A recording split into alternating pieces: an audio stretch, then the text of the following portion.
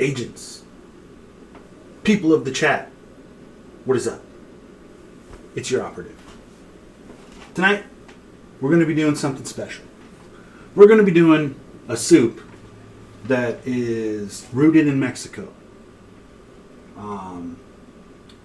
It contains a lot of different techniques, and it's absolutely delicious. It's called Albondigas. Albondigas is literally meatballs, what it means, literally translated. The soup has squash in it and several other things. Rice is actually going to help to form the meatballs, and I'm cooking the rice right now so we can mix it into our meat mixture. But anyway, welcome. Let's get started.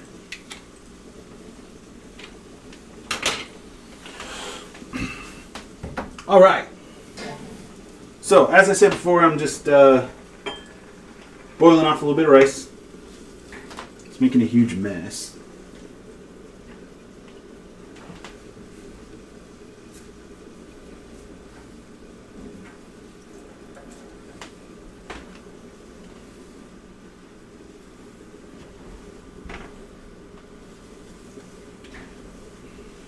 And I suppose we'll start going over to cutting our ingredients.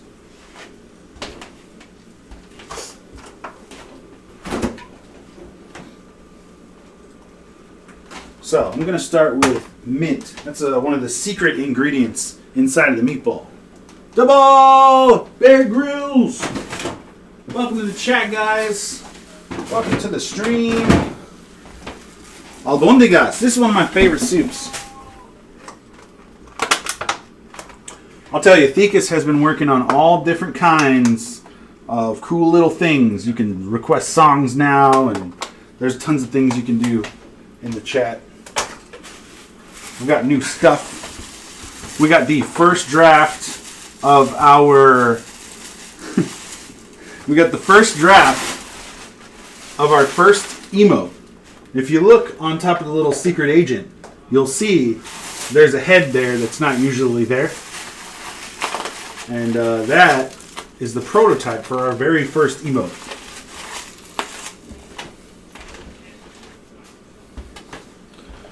And it says, thick. That's how we like it around here.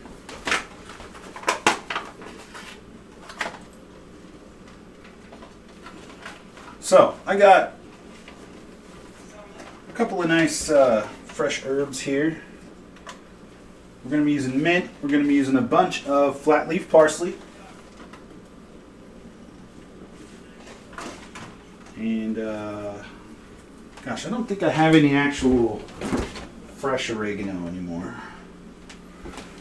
You can use fresh oregano or you can use dried. But in this soup, I prefer to have everything as fresh as possible. So we might omit it. It's not a big ingredient. We got some onion. And then we got a thing that if you're from the Northwest, you've probably seen it in the store. And you probably don't know what the hell it is. It's called a chayote. Now the chayote is a type of squash. This particular squash has a seed in the middle of it. But it's actually kind of like a soft pit. Now these things are kind of interesting. They're a little bit weird to use. Because they have kind of a bitter, astringent liquid inside of them. And I'll show you how to get rid of that right now. So the chayote, some people skin it. You don't have to. Skin's perfectly edible. What I'm going to do is I'm going to nip the top off of this squash. And you're going to see, I'll just leave it to sit there for a second. And you're going to start to see this liquid rise out of it. This liquid, it's bitter and astringent, and it actually leaves like this weird film on your hands if you touch it. There you can see. We'll see. We'll try to... Oh yeah, okay. You can see right there, it's kind of rising, this liquid coming off of it. And that's that astringent liquid. So did we get a good view of it? Yeah. I see the liquid, yeah. So what I'm going to do is I'm going to take the top of it and I'm going to take it like this and I'm going to rub it together. And I'm just going to continue to rub it together and it's going to form this froth. And what that's doing is it's pulling out the astringency from the fruit and turning it into a froth. I'm going to take about a minute of doing this. We'll just keep on frothing it up, getting all that stuff out of there.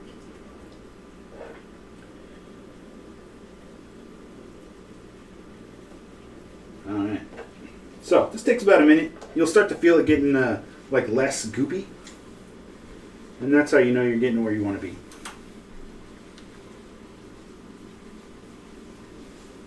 This is an interesting stuff. Like, watching it froth just like this and so quickly, it makes me wonder what you could possibly do with it. The only thing is, it's so bitter. But, like, can you imagine, like, whipped cream? Like, if you could just make whipped cream this easily, man, you actually got to put some back into that. So anyway, there it is. This bitter, astringent, weird liquid. We're going to just go ahead and wash that off.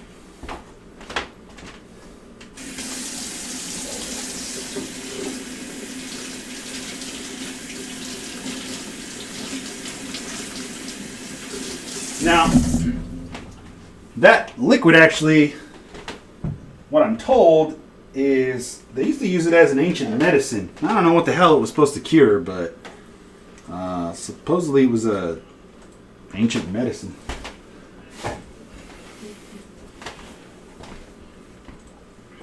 Now, what I'm going to do is I'm going to take it, and you're going to see there's a line right here. And that's basically the line where I'm going to decide to cut it down the middle. We'll open it up crosswise, and you're going to see a little pit in there. And it's actually a really soft pit. And you can take a spoon and just scoop it right out.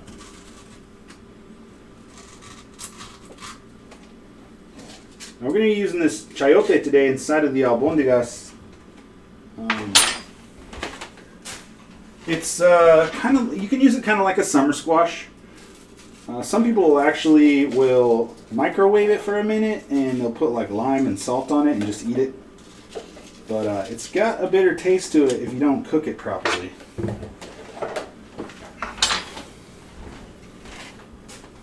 Looks like the weirdest avocado ever, right? So, that is the basic chayote breakdown. Now, I could skin it if I want, but you can see the skin's actually pretty loose.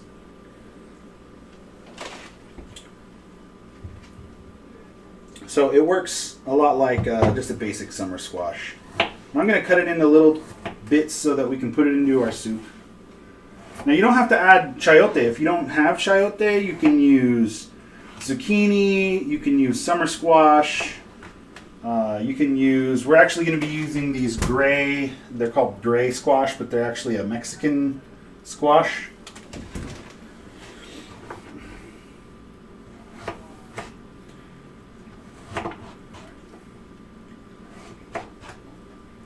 So, you just cut this down to size.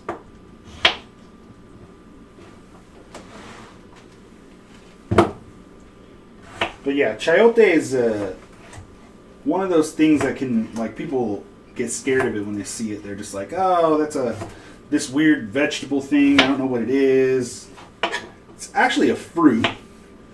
And it is related to things like summer squash, but it also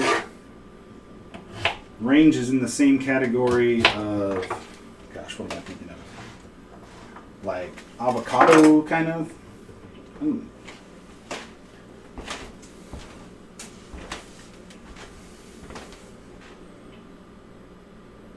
So yeah, I thought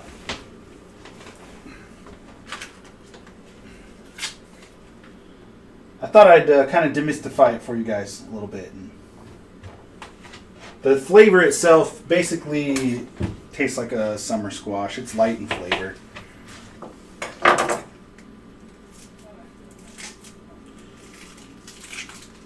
So next what I'm going to do is I'm going to break down my little gray squash. And the gray squash are not actually gray, they're speckled white and green. And they are almost exactly the same as a yellow squash, like a summer squash.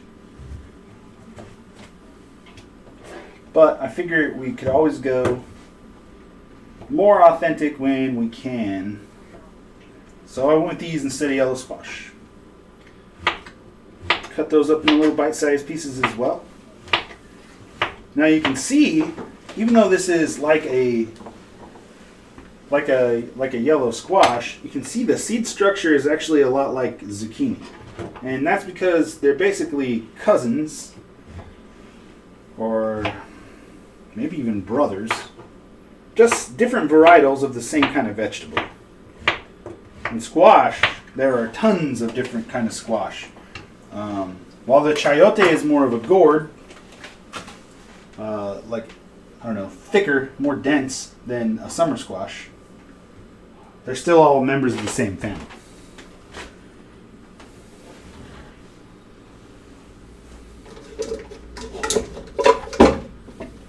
I'm gonna grab a bowl so we can get all this stuff in there.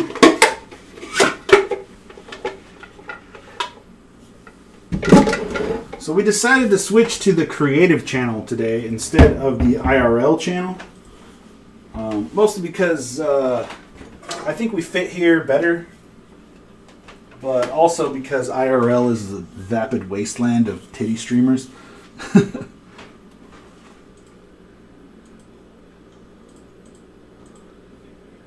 Oh, for the music. Yeah, I just did a straight up browser source. Yeah, but this isn't a browser source though. Yeah, it's a request thing. Okay.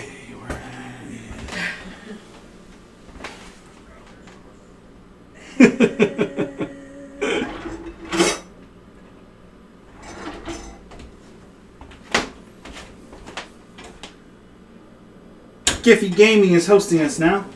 Thanks, Giffy. We're making some delicious soup. I'm looking for my knife, but I don't see it anywhere.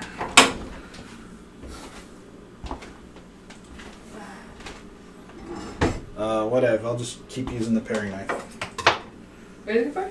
My knife. Which one? The knife. There we are.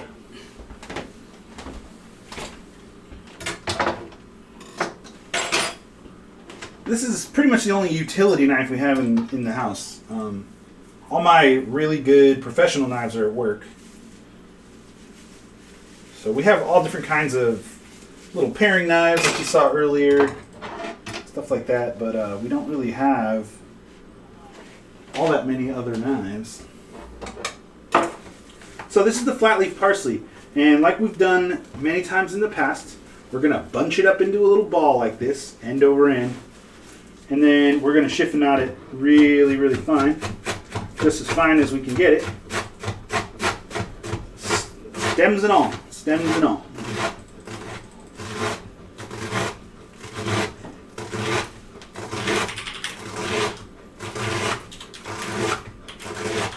Alright.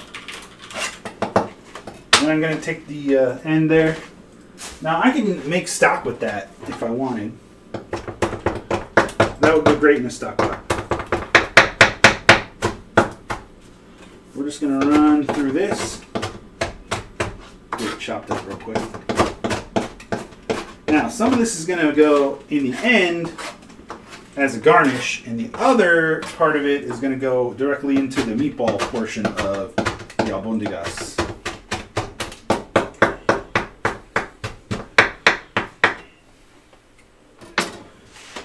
Okay, so we got that. Now, the thing that makes albondigas meatballs a little bit different than your average run-of-the-mill meatball that we're used to is the the addition of the fresh mint inside of the meatball. That's kind of a strange thing as far as Latin cuisine goes. Most of the time they don't use mint with meat. That seems more like a Mediterranean thing. So, all right, Giffy's got it working. Let's see about my... Try and keep this thing on point. All right. Now, what we're going to do is we're going to harvest these leaves off the stem.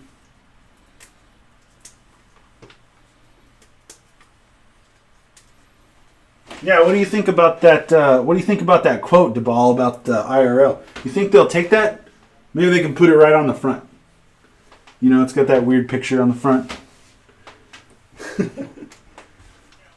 They can use it as their slogan, as their catchphrase.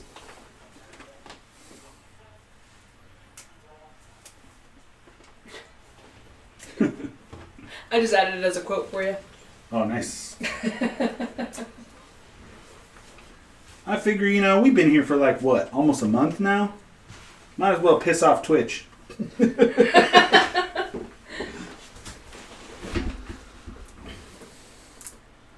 That's hilarious. DeBall just added the same quote. Oh, really? So it's 2 and 3.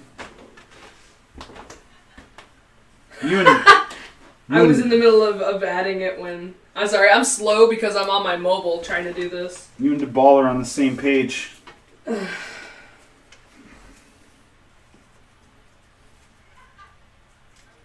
It's okay, that was a great quote that it deserves 2 entries. It is both 2 and 3. I mean, have you been on IRL lately? What are people even doing?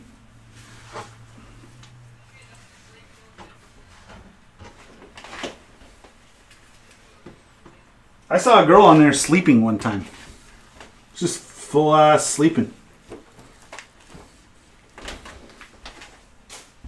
You want to know what bothers me the most about it is we have 7 of some of the best some of the best viewers in the world in our stream right now. This lady sleeping had like 160 viewers. 160 viewers watching some lady sleep. It's a tragedy. Anyway. Oh, do you want to tell Jamal what that quote is from? Mushrooms are assholes like that. There's rice. It's done. Gosh, I don't even remember where that even came from. That was Carl. I know it was Carl. So Chef Carl, yeah. It was a story he was saying, some sort. Our first quote is from Chef Carl.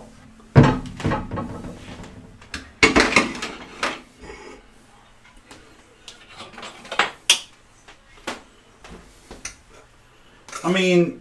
No kidding. Who am I? Why I was so covered up.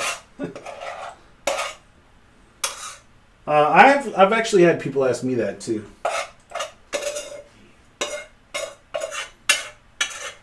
It was more of a demand to get naked, but I found it flattering.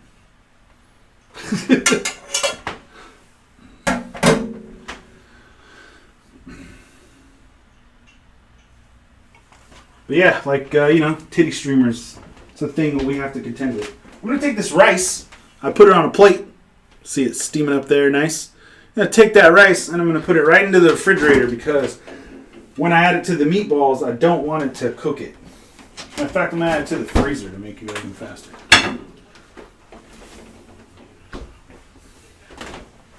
And then right back over here to chopping up my mint. So once again, I'm going to ball that up. Now I could have took the leaves and individually stacked them on top of each other, and that'll make a fine chiffonade, but since we're not actually chiffonading and keeping it that way, we'll just not worry so much about the formality of stacking leaves.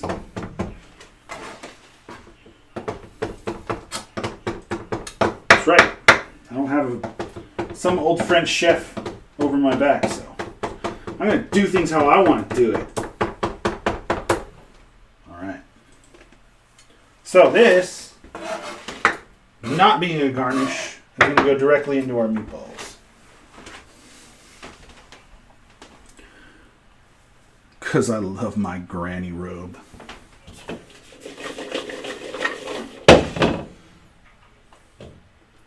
Because maybe, just maybe, you actually don't get satisfaction off people gawking at your body all day.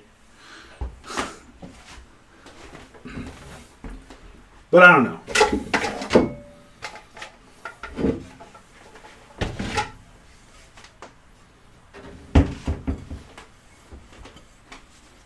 I mean, it can't help it all. You know what I'm saying? You can't help it all that you got these women that are like going for that hardcore, and you're trying to actually do something.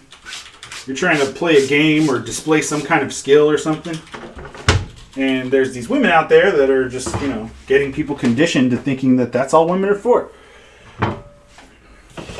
It's already bad enough with the internet. You know that forever alone basement dwellers on the internet are terrible people. And I'm not saying that's everybody on the internet, because I've met a lot of the coolest people I know on the internet. But you also have that dirty, grimy underbelly of gross people. Yeah. Well, I mean, I guess that's cool. I might watch somebody get their haircut. Depends on if it's a cool haircut or not. I mean, shit. People watch episodes and reruns of Bob Ross hundreds of times over. And, I watch them. I don't get bored of them. But, is that person sleeping?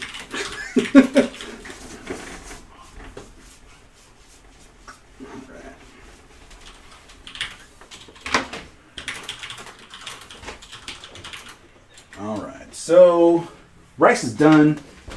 Herbs are good. I'm going to take out my ground beef. What are you dorks doing now? I'm always missing something. Booby streamers. Oh, you did it wrong. I'd watch people getting whatever haircut their barber gives them.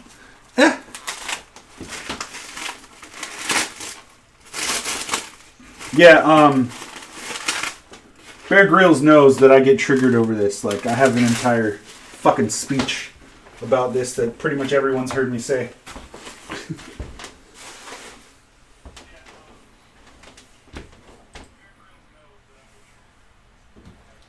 So, I got my ground meat. This is just 80-20 ground beef. I don't mind there being a little bit of fat in there, but I don't want it to be super fatty because it's going to be cooked inside of a soup.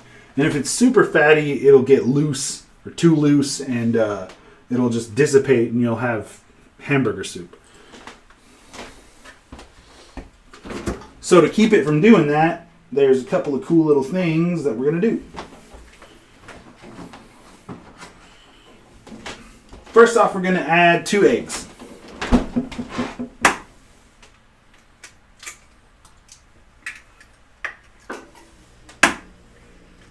Now I got 1 large onion, and I cut it in half. And that's because I'm going to use 1/4 for each.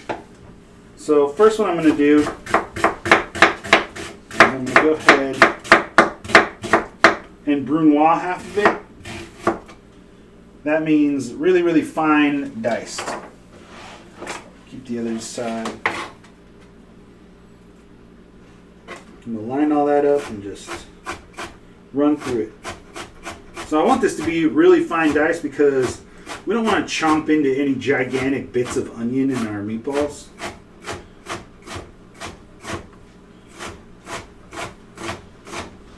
So, take your time and make sure that all the pieces are real small.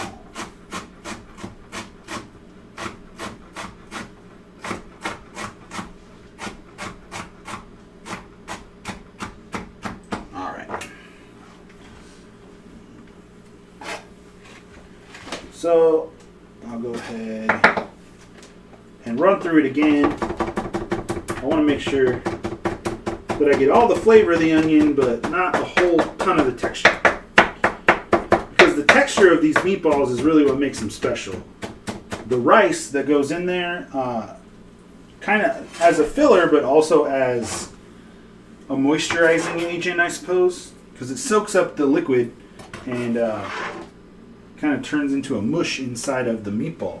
And that actually is a desirable thing because it kind of like, gosh, I don't know how you would say it. It kind of like, it just keeps it really tender. You don't want your meatball, especially one that's like boiled in soup or stock, to get really tough. So the rice definitely helps with that. I'm going to put a good amount of my flat leaf parsley in there, and there's a stem we don't need.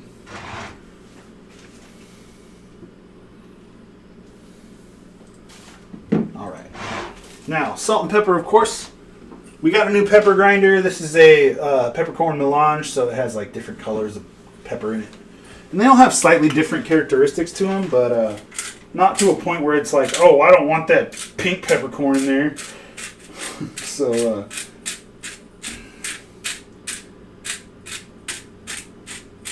a couple good cracks of that. And as always, our kosher salt. I would say half a teaspoon in there. Sounds about right. So let's see. I'm going to go ahead and add a little bit of the dried oregano in there. This is a teaspoon of dried oregano. I'm just going to kind of crush that in my fingers and roll it in there.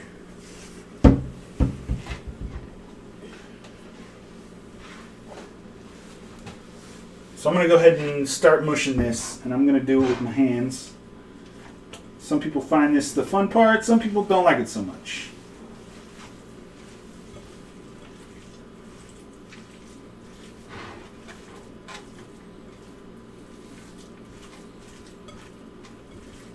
So I'm just starting to do this right now while the rice is cooling down. Because obviously we don't want to put steaming hot rice in here, it'll just start cooking the meat. That's no good.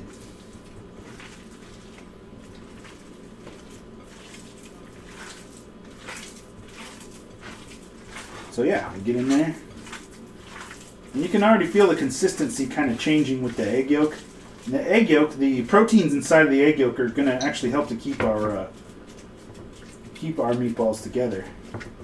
It's actually probably the sole thing that's going to keep this together.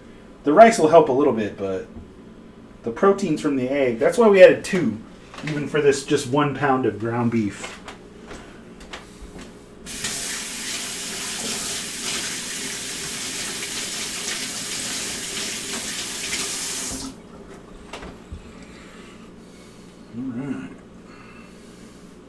Yeah, look at Thekus.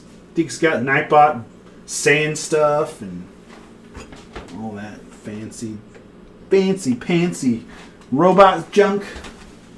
Oh, there's more. There's more, she says. So, I made a cup. No, wait. Yes, 1 cup of uncooked rice. Makes approximately 2 cups of cooked rice, but I'm probably only going to use 1 cup of the cooked rice, and we can always use that later if you want to add it to your soup, or there's tons of things you can do with leftover rice, including we're going to have to go back to the Chinese food episode and do a redo on it. Not a redo, but add some more cool stuff to the Chinese food thing. We even got an emote of Thekus doing her thumbs up. So you guys can look forward to that coming real soon. I mean, obviously we got to get it approved by Twitch, so, it takes up to it's 2 weeks sometimes. Alright, so I'm adding the rice in there, and I want to go ahead and squish it real good. And the reason why I'm doing that is because I don't necessarily want the rice to be like a full grain. So if the grains get mushed up in there, that is perfectly okay with me.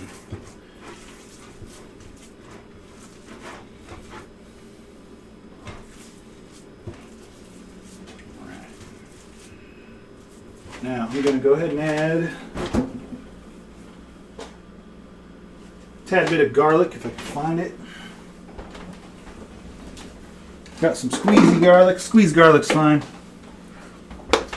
This is a cool product. It's squeezed garlic. So it's just minced garlic inside of a little squeezer thing. You can just squeeze it out into whatever you want.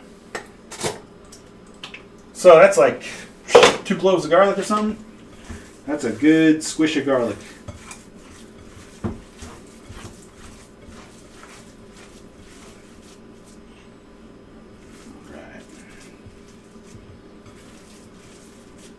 Now, if you're trying to stretch this further, you can add a little bit of panko or breadcrumbs in there. But the rice is basically going to do the job of that.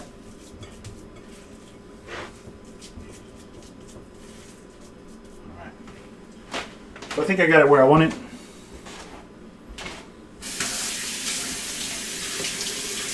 What we're going to do is we're going to start cooking our vegetables up. And then I'm going to take those vegetables and start making the stock out of it. And I'm going to do that in 2 parts. So, hey, what's up, guys? So, I'm going to do that in 2 parts. The first part is going to be basically the vegetables just giving up all of their flavor. And we're not worrying so much about green leaf, what's up?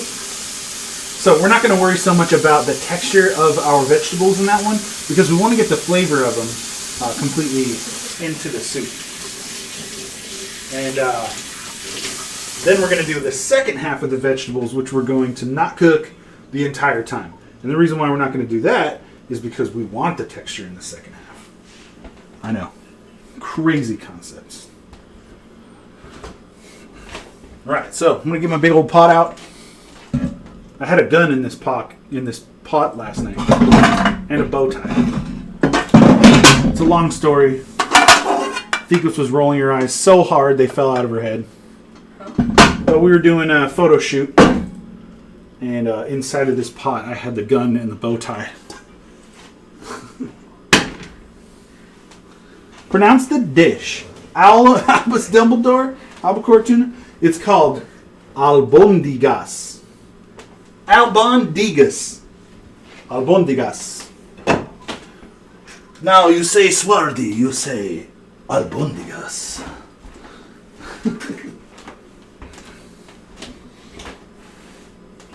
So, stock. I don't know if I have any stock right now. I don't know if I have any stock right now, but that's okay. We got lots and lots of vegetables that are going into this. And I'm going to put my meat aside. So. We have cubes. Yeah, we do have cubes. A lot of people don't like the cubes. Hey, look, more herbs. There's so much cool shit in here nowadays.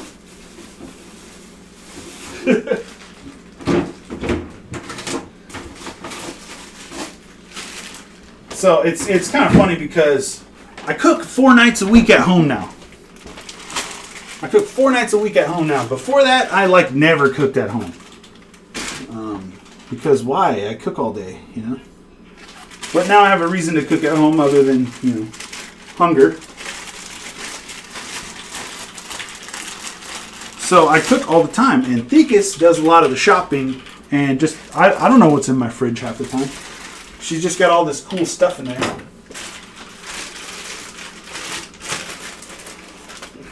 So I'm also gonna pop in some carrots, and I use baby carrots because it's easier. You don't have to wash and peel and all that stuff. Now the funny thing about baby carrots, right? This product that we know as baby carrots, it's actually not baby carrots. Actually, they're just chunks of carrot that they've taken and they run them through this machine to peel them, and that peeling process in that machine, as it rolls around, it takes off all of the hard edges of the carrot. So yeah, it's just a full-grown carrot that's been mutilated into these little carrot fingers.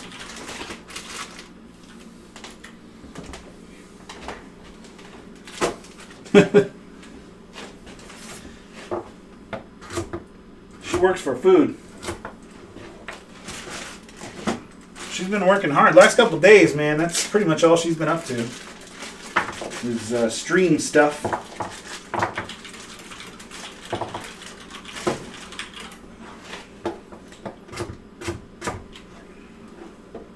I'll just make a couple cuts in our carrots.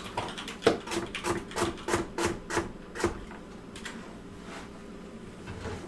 going to try and get on the other side of this light, so you guys can still see what I'm doing without that big shadow.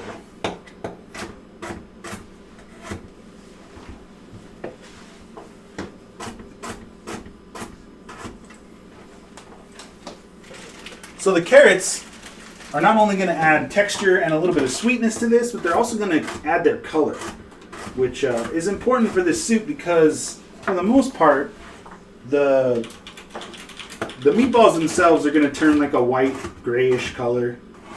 The vegetables that I have in there so far, well, they're pretty much all green and white, which isn't bad, but you know, we got to spice it up. We got to make our food look beautiful. We got to make it feel like we're at a restaurant, because you should always feel like that. You shouldn't compromise, you know, how beautiful something is food-wise just because you made it at home. I can teach you how to make those things really pop. So, got this onion, I'm cutting it up. That's the other quarter of the onion that I left aside. And kind of chop that into a dice. It's not going to matter too much, honestly.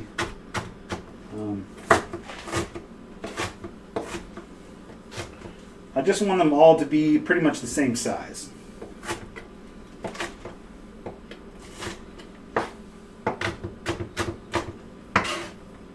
Alright. So I'll take half of my vegetables from that directly into the pot for that. And this is going to go half of my squash as well.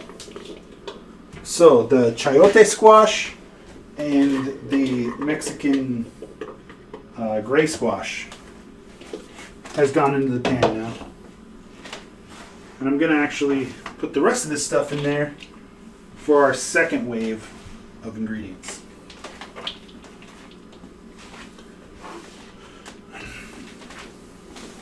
So, I don't have stock, but I'm going to use a bouillon cube. I know. Bouillon. A lot of people have like strong feelings about using bouillon cubes. Oh, you got to use stock. It's the best way.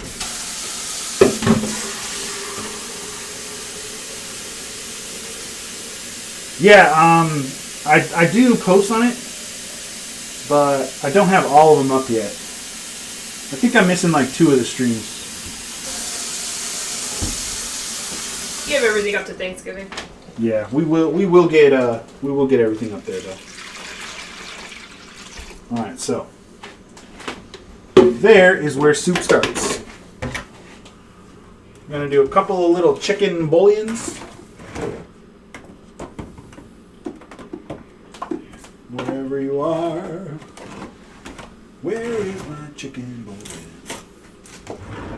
We got moved when we had Carl over.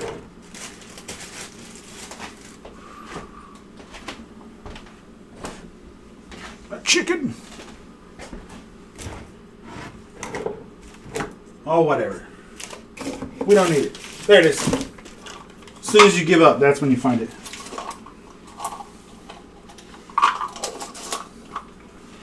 So this is, gosh, what about 1.5 quart of water, I'd say. So I'm going to add 2 little bouillon cubes to it. So Greenleaves would like to know what the difference between using bouillon and using broth is. Okay, so the only difference really is that bouillon and a broth are the absence of or the addition of water. So a bouillon cube is literally just dehydrated. It's the same things that you would put into a broth, but it's in a cube form. So as soon as I make this chicken bouillon cube and this water, it'll actually become a broth. So they sell all different kinds of things. They sell bouillon cubes, broth, and stock. And now they have this stuff they call bone broth, which is really just a fancy word for stock. So the broth, like broth and, gosh, what is the difference between a broth and stock? I think the broth itself is made without bones. I'm pretty sure. It's been a ton of years since I've been in culinary school, but I think that a stock is made with bones, the bones of that animal. And also whatever meat's left on there, and then vegetables are always in the mix in a bone broth.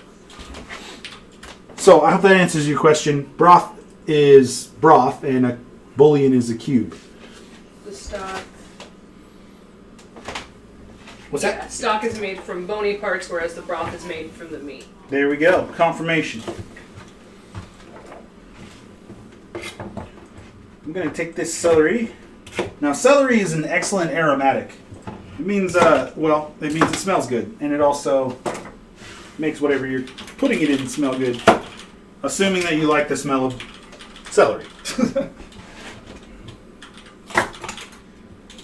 So, celery is one of the things that is a key ingredient in a long-time French culinary thing called mirepoix. Mirepoix. Mirepoix.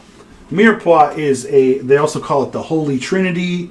It is the triad vegetables that like most of your soups are made from. And that triad of vegetables is 25%, I think it's 25% onions, and then it's celery and carrots, the rest.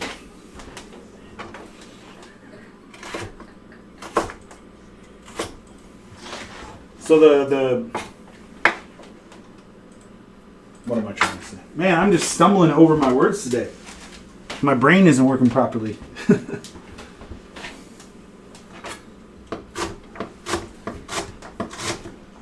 So the onion is the main ingredient in a mirepoix.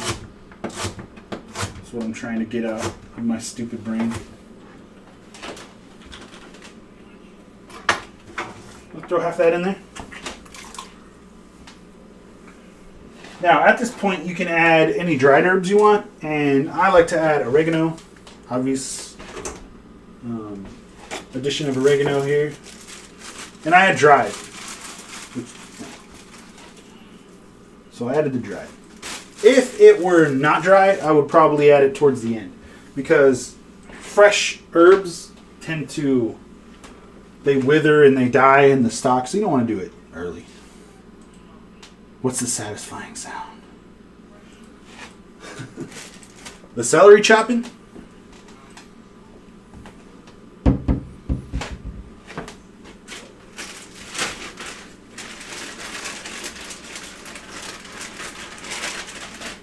You want me to do some ASMR for you?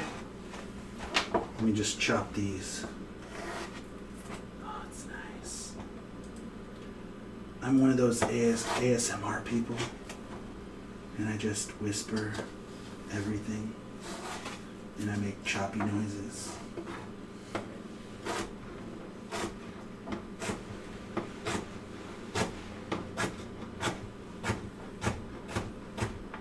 I gotta stop shitting on other people's stick. But yeah, there are people who literally, they literally just whisper into a microphone, like this one. They whisper into it, and then they make like jingly noises or some shit, and people listen to it. They love it.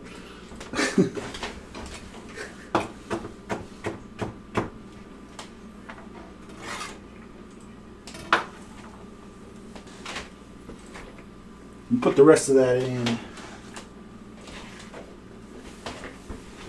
the non-cooked pile so far. Bear Grylls says slower.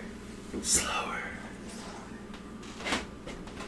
Damn it, I'm not doing ASMR here. Bear Grylls. Speaking of Bear Grylls, when are we going to see that Bear Grylls channel, man? You may got some stuff going on in your life, but we want to see you cook. We want to see the mullet. Alchemist, what's up, man? What? We are cooking albondigas tonight, which is a Mexican soup. Delicious.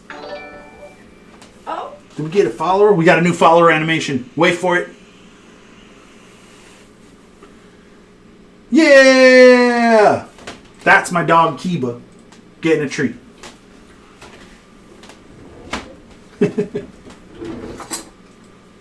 Took us too long to figure out how to do that. I'm doing good, Alchemist. How you doing tonight, man?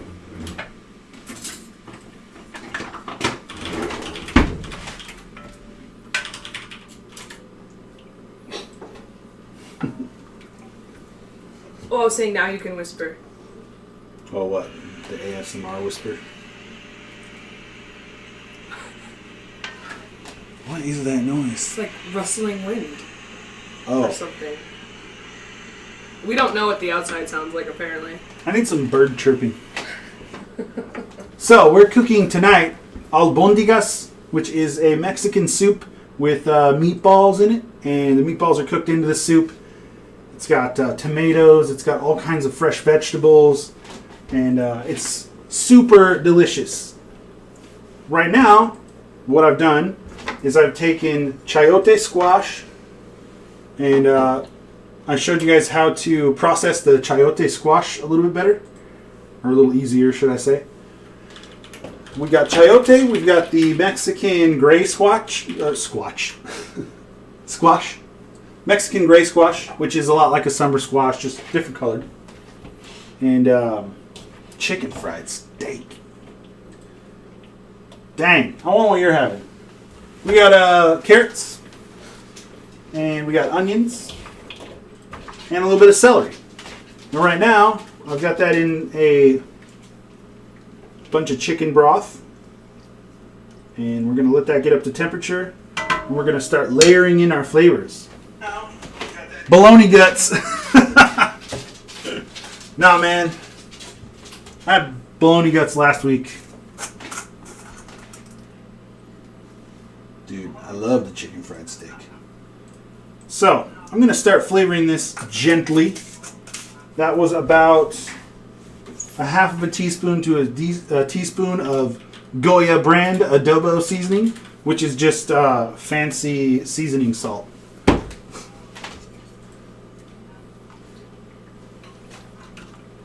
Now, albondigas has a deep red color. It doesn't always have to, but mine has a very deep red, beautiful color. And the way that we do that is, well, with the stuff that we used the night before. More Goya products, man. I should get a sponsorship deal with them. But this is culantro y achiote. And achiote is a red pepper paste made of a couple of different kinds of pepper. Breakfast. So I can eat this at breakfast. Yeah, man. It's a delicious soup you can eat for breakfast. Gosh, what else could you eat with it? Breakfasty. I could maybe someday I'll show you guys how to make arepas, which is the Colombian like a corn bread sort of. That would be delicious with it in the morning. But you can eat albondigas anytime. It's delicious stuff. So I'm going to take 2 of these packets. This one is cilantro and tomato.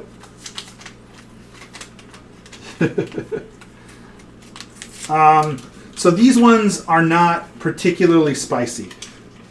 Most of the flavor is the culantro, and also culantro is just like a little bit stronger version of cilantro, but it doesn't grow very easily where I'm from.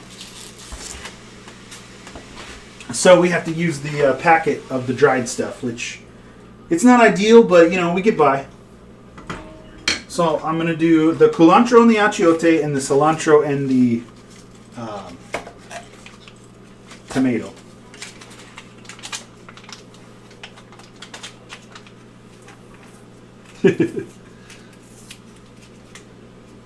So, I mean, you can make this easily spicy. And actually, I'm going to add some liquid adobo here in a second.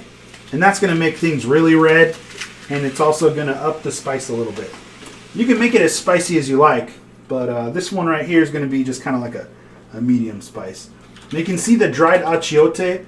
The pigment in that stuff is amazing.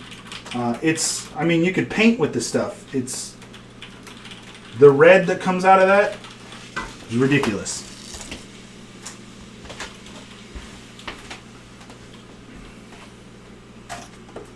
But yeah, obviously like fresh culantro, stuff like that. It's better to have it fresh than not. But if you can't get it fresh, you got to do what you got to do. And this dish right here, everything, I bought every single component for this for under $20. So you can get really good deals on this stuff. You can make a huge pot of this delicious soup for under $20 and it'll feed 6 people. So now we got our base flavors in there. I'm going to add the liquid adobo. So I got this at Winco. It's just a grocery store here in the Northwest. Germany! Hey! This bread or cornflakes, but soup in the morning is wonderful. Dude, I love cold pizza. Thekis's brother, Thekis is my lovely assistant who does all the transitions, all the cameras, and a lot of the chat stuff. Her brother lives in Fürth in Germany. And he comes and he visits us usually once a year. He hasn't been out yet this year, though.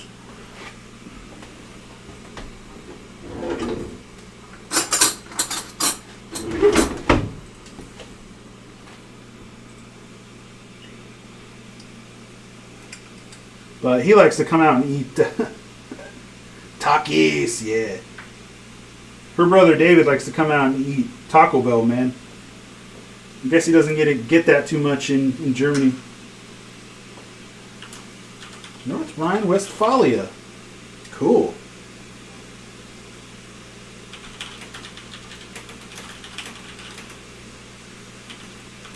So this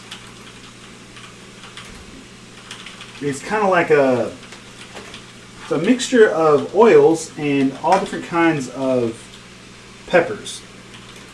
I think this one has 2 or 3 different kinds of peppers in it, but you can look at this deep, rich red color and tell that we've got a lot of delicious pepper flavor in there. I'm going to add just a couple of little spoonfuls of it, and it's going to make that broth even more red. Yeah, he can't get any Taco Bell anywhere, I guess. He comes out here and eats like nothing but Taco Bell for the first week. And it's just gross. We don't eat Taco Bell like that.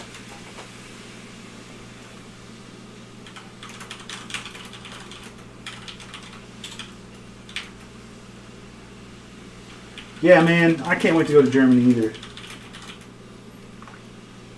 I can't wait to try like real German food.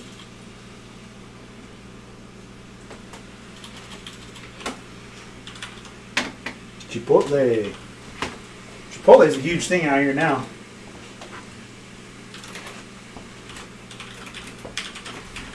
Alright, let's do a little quick wipe. Let's keep our station clean. I'm going to take this leftover rice. I'm going to leave it out because Thekis likes rice. So she might want a little bit with her soup. But I can take this rice and I can get it all the way cold. And tomorrow I can take an egg and some shrimp and some celery and some carrots, and I can make a great fried rice with this tomorrow. So we're going to leave that.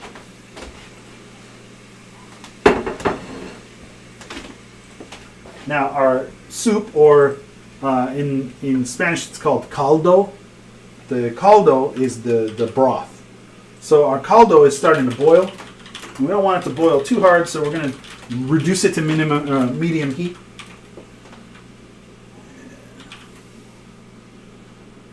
And as soon as it gets up to that temperature, that's when we're going to start forming the meatballs and kind of dropping them in there really slowly.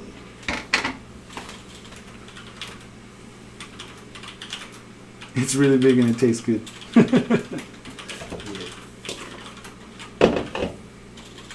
Hey man, sometimes you just need a bunch of food.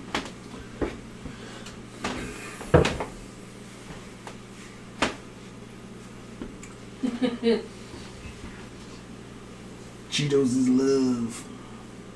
Man. Yeah. I think, what did we send him back with? I mean, I think, okay, so he has a 50-pound limit in his suitcase, and I think I think he went back with at least 25 pounds. Just junk food. Just.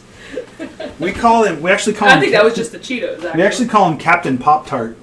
Because I guess in Germany, Pop-Tarts are like really expensive. Out here, they're real cheap. And he like tries to fit as many Pop-Tarts in his pockets as he can and take them on the plane.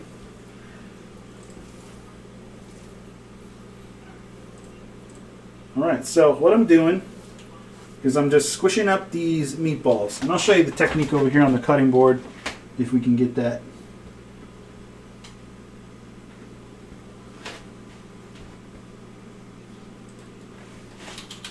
I guess not. Here. So what I'm doing is I'm kind of squishing it together like this. Spider-Man. And then I'm pushing it inward with the other two fingers. And I'm making like a cylinder with it.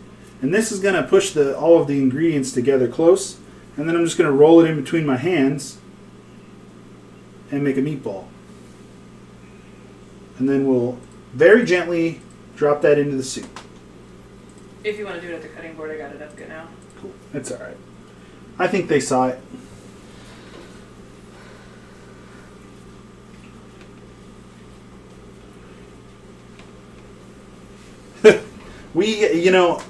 It might taste good, buddy, but it is not good for you, man. All the stuff that other people ban all across the world, they just let us eat that stuff.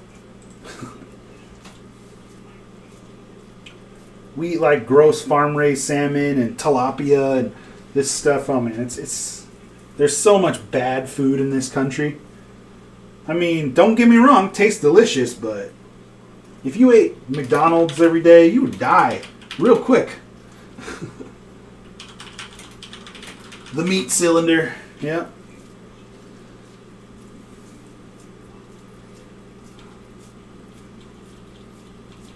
And you can see the rice in there. Yeah, that's why we're all fat. So this again is just eggs, salt and pepper, oregano, and also mint. And then it also has 2 eggs and rice. Good. Even you don't eat McDonald's. That's good. That's good. Got to stay away from that garbage.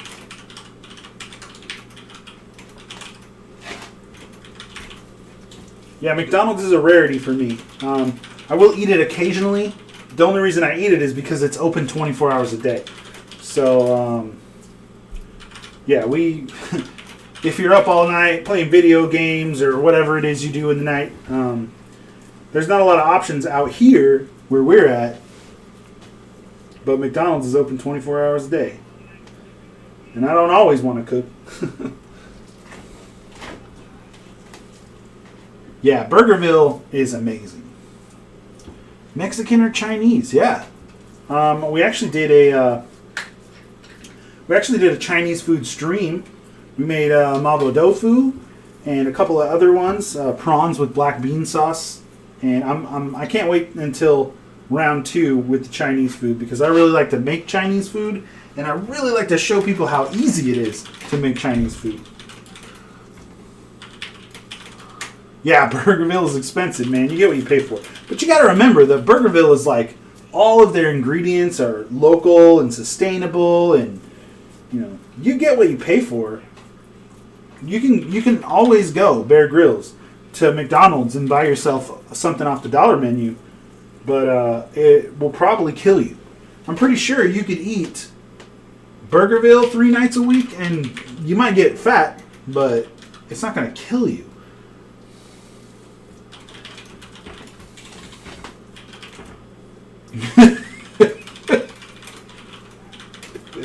You got a lot of rednecks for you from Alchemist?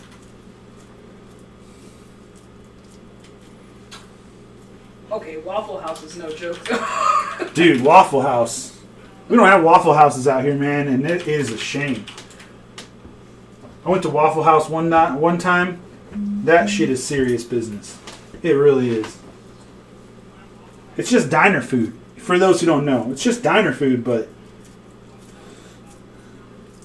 if you're drunk or stoned or whatever, there's nothing better at 4 o'clock in the morning than Waffle House. Because you can get anything you want there. You want French toast? You got it. You want pancakes? You got it. You want a hamburger? You want a patty melt? You got it. Anything you want. Well, you know, the cool thing about small areas and small towns, our town isn't all that big either. We're right next to Portland, Oregon, which is a big, huge port town. And in comparison, our town's pretty small. It's not a village by any means, but, you know, it's barely a city, we'll say. 4 restaurants which close at 10 p.m. That's kind of nice, though.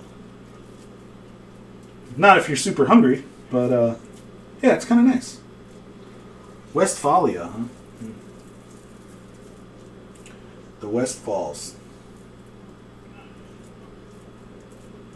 Yeah, I mean, I'm kind of like, I grew up in a really small town like that, where I think we only had 2 restaurants, and they closed at like 8 or 9 o'clock.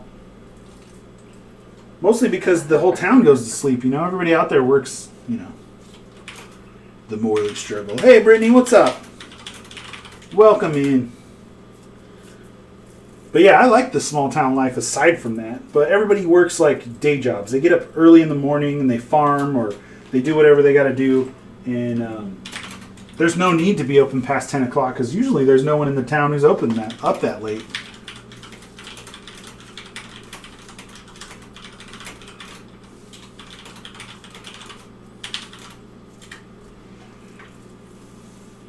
Maybe we should open a restaurant in your town.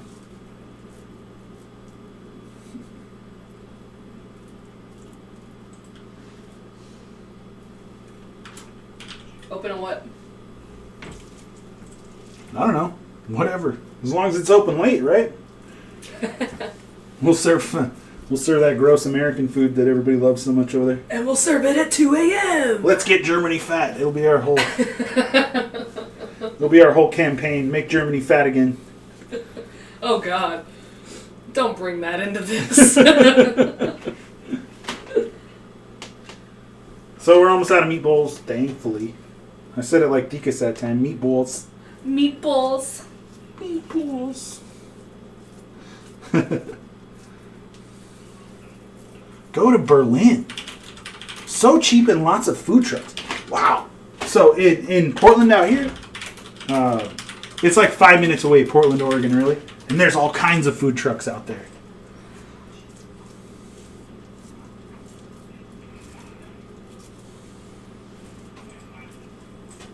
Oh, Sherry's? Yeah.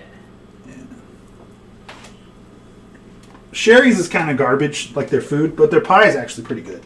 I think Lucifer sold on your, getting a restaurant going at 2 a.m. Hey, why not, man? They say I think a lot of Germans would love your idea. What's like what kind of food don't they have in your town? I mean, they probably got pizza and Chinese food. Like everybody in the world has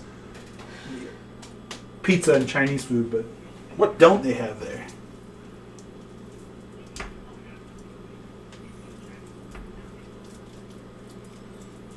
We could just do a diner, man. Hash browns, flapjacks, waffles. I would be totally down for living in Germany.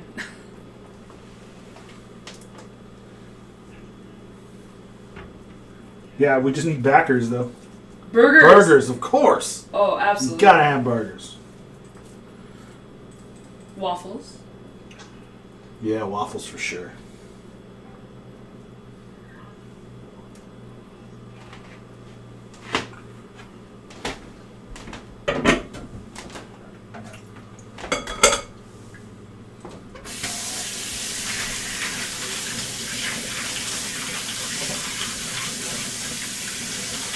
So I'm just going to wash my hands here. Get the hamburger grime off there. You don't have that? Whoa. I am so sorry that you do not have good burgers and waffles in your town.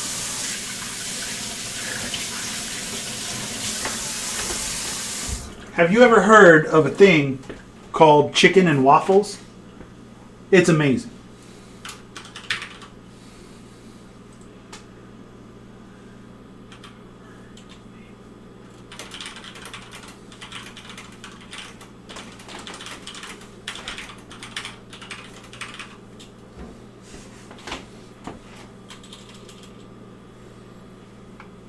Let me tell you about chicken and waffles. Chicken and waffles. Oh, when I stir this, guys, I want to be really careful because I don't want those meatballs to break up. But okay, I'll tell you, DeBall. Here's like from a cook's standpoint. From a cook's standpoint, this is why chicken and waffles is great. Fried chicken is super duper salty and crunchy and delicious.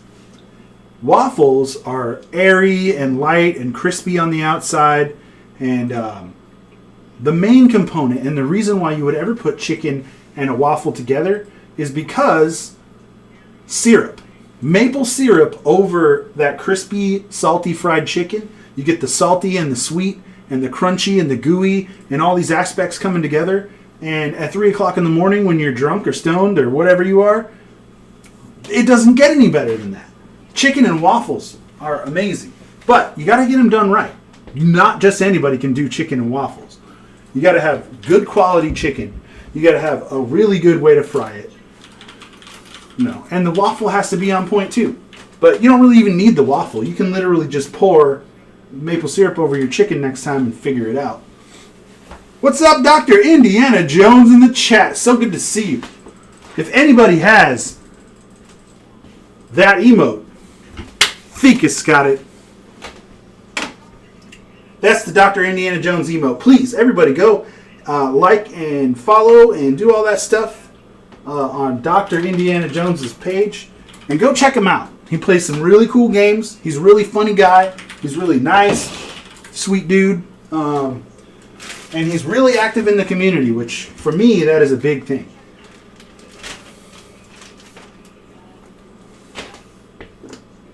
And he is an official, starred agent of the agency.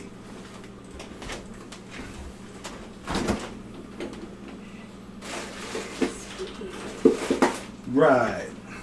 So I don't want to leave a bunch of stuff out while I'm working, so I'm going to start while that soup is working. You got Korean barbecue? Nice. Korean barbecue is one of my favorite foods ever.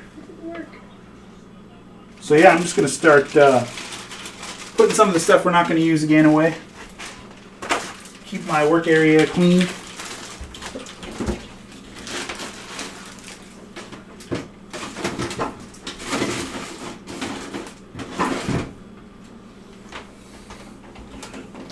Now you'll see these meatballs start to float, and that's good. That means they're light and airy and fluffy, and they're going to fall apart in your mouth and be delicious. There it is. Sorry, it took me a second to transition.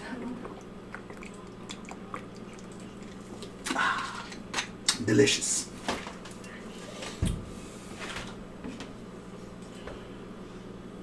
Caldo is a nice deep red. And once we get it all going, the fat will come to the top, and we'll skim that off, and the broth should be a beautiful deep red color. Now, traditionally, some people also add potatoes to this. I'm not really sold on the potatoes in it. We'll send you some. We'll send you some to Westphalia.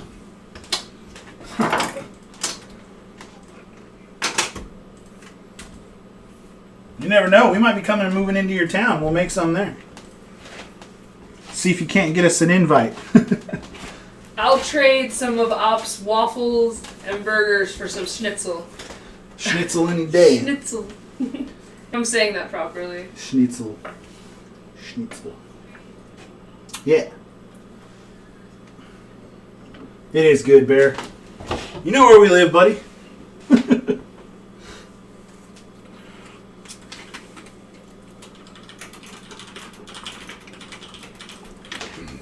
Man, the smell is ridiculous. Let me see if I can't get a closer look for you guys so you can see just how red that is. It's also very hot, so chef hands will only take you so far. Lucifer is gonna cook the schnitzel for us. Yeah.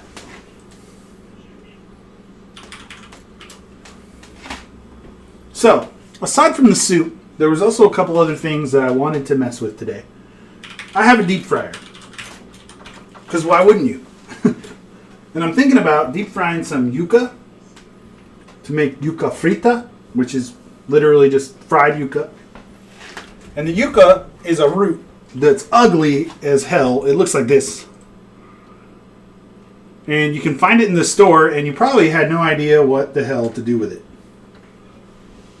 Oh, you got some bread, huh? Nice.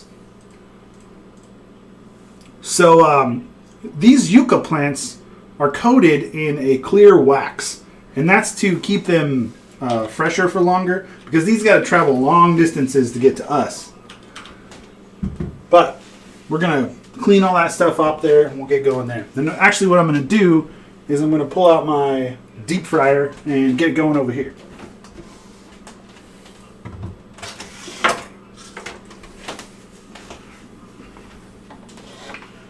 Gotta move some stuff around.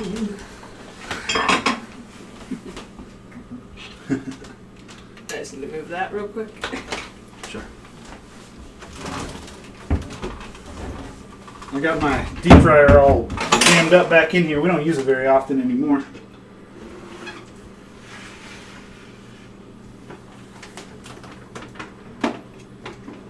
Come on, old man. Here we go. We'll pop it right over here.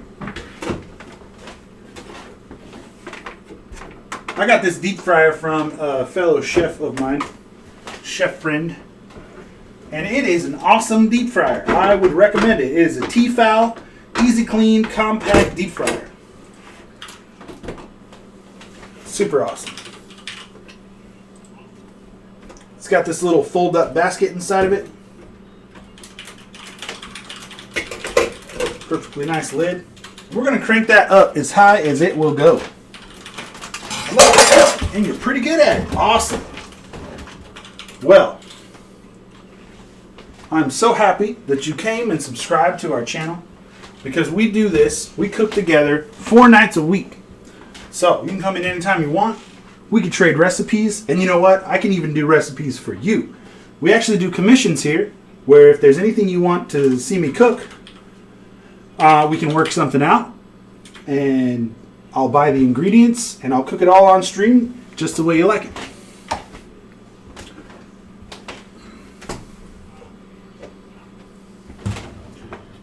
I found an extra one of these squashes I'm going to cut up.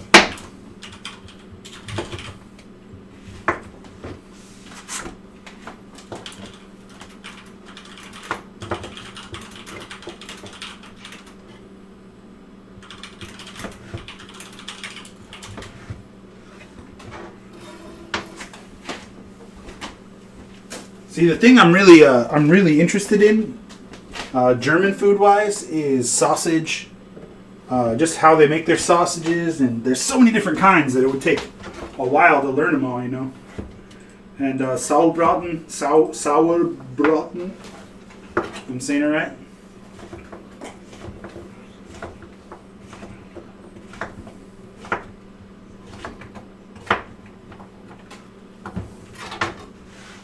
There's lots of cool things to learn anywhere you go in the world with food. All right, so that's going to be the bulk of the soup there.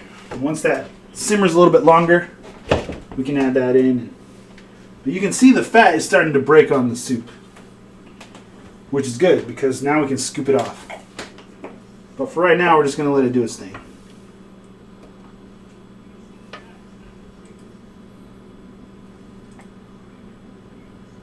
Oh, see, now that's what I'm interested in. Grandma recipes are the best. And they get handed down to generation and generation, but the new generation, a lot of them don't want to cook anymore. A lot of them don't know how, or they think it's too hard. Man, I want those grandma recipes.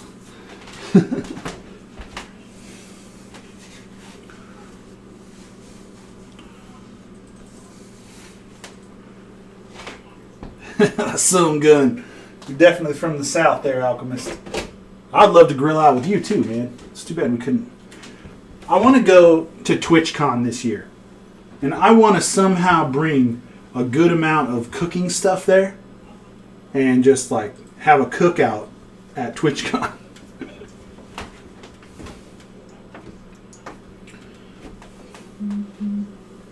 It would cool just to travel. We could go visit people. We know so many people that can cook so many good things. Oh yeah, man.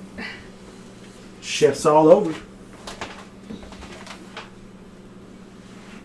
So I'm really gonna attempt to Alchemist has a TwitchCon food truck. Yeah. I don't got that kind of money, but that would be cool, right?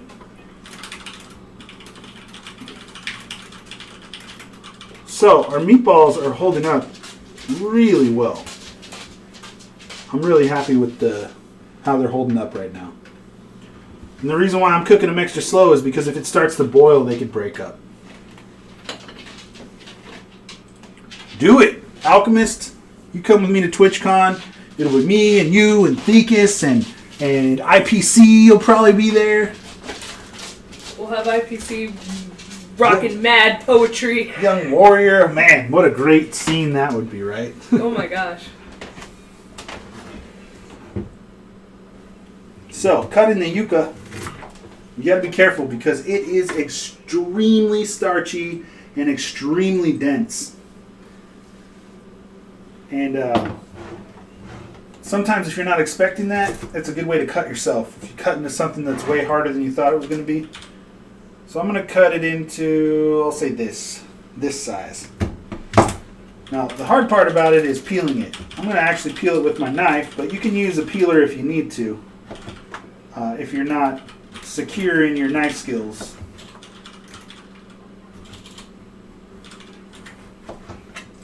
I'm just like moving along the outside of the blade, or the outside of the tuber, and getting the skin and the wax off of it. You can actually see the wax kind of on there.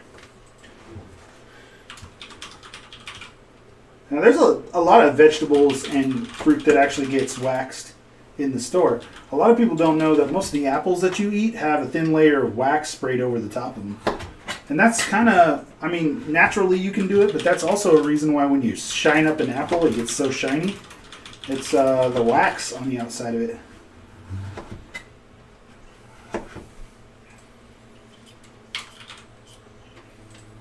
So that is the peeled yuca. Now, things like this, to be completely honest, we don't even use that this much out here. But what's your favorite culture of food? Yeah. Oh, I said that weird. Lucifer, man. It sounds to me like you have a pretty good grasp on cooking. It'd be fun to cook with you guys. Someday I'll make it out there to Germany. And we'll give you a ring out in Westphalia.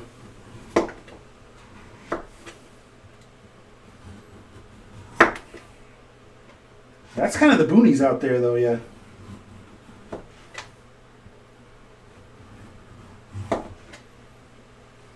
But probably worth the trip. Oh, for sure.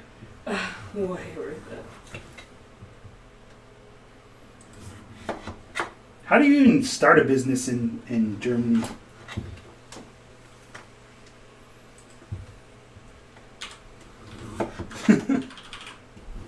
Like, you probably have to have citizenship to have a business there, right? You have to become German citizens. I have not checked into becoming a citizen of Germany. Why not? I know, right? With the way things are going here. Well, okay, but things aren't going so great in Germany either. Yeah, that's true. Well, The political landscape everywhere in the but world we have is Trump. not so great. I mean, come on. Trust me, we all want to run away from Trump. Chinese and Indian. Oh, yeah. Some of the best smelling food, man, is Indian food. Not the best looking, I would say, but definitely best smelling. All right. So, the meatballs are mostly cooked now. So, I'm going to add the rest of our vegetable in there. And this is where I'm going to add the stewed tomato. So I have stewed tomatoes in a can. And these ones are cool because they actually have, they also have chilies inside of them. So they're stewed with chili. And that's going to add just a little bit of another dimension for us, flavor-wise. There are over 200 varietals of chilies in Mexico that are used on a common basis. So chilies in Mexico are a big deal. Vocational college to learn, to be a child educator. That's awesome. That is a noble profession, my friend. Yes. I think one of the noblest professions that we have. Yeah. In the United States, teachers don't get paid like anything. It's ridiculous.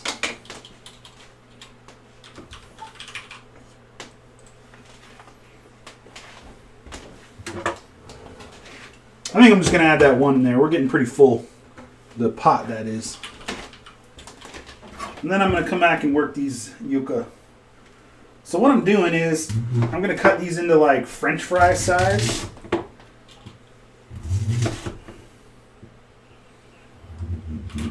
You can hear how thick these things are. When I cut through it with the knife, you can hear the knife just groaning.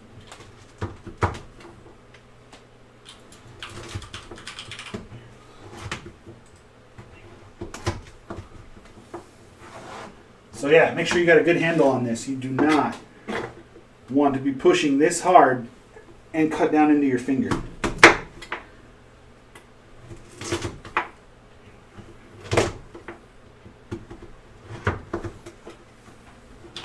So, like any other French fry, you're going to have to take these yuca and you're going to have to cook them for, say, 3 minutes. I think 3 minutes is usually the time I do. You're going to have to cook them in the deep fryer for 3 minutes and then take them off and then cool them down and then cook them again. And that's going to allow it to become crispy like we want it. Otherwise, if you've ever tried to do homemade pommes frites or anything like that, they can get really wiggly. We want them crispy and firm. Do you not like Indian food? I'm not a huge fan of Indian food. Bear Grylls says you don't like Indian food. No, I'm not a huge fan of it. I didn't know that about you. It's mostly the texture for me, and just, we don't really... I've never really had an opportunity to eat a lot of Indian food, because growing up out here, it wasn't a huge thing. We don't have a lot of actual Indian restaurants.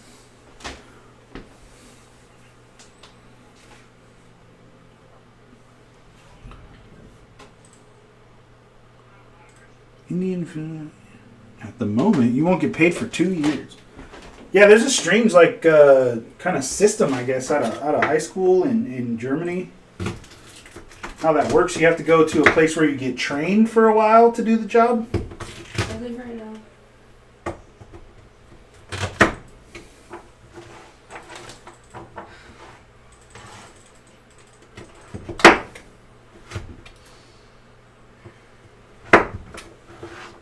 All right. So this little red button on top of my deep fryer is telling me that it's not ready yet. So we're going to wait on that for just a second. But we can start working on our sauce for this called mojo de ajo. And mojo in Spanish basically means sauce. And ajo is garlic. So it's a garlic sauce.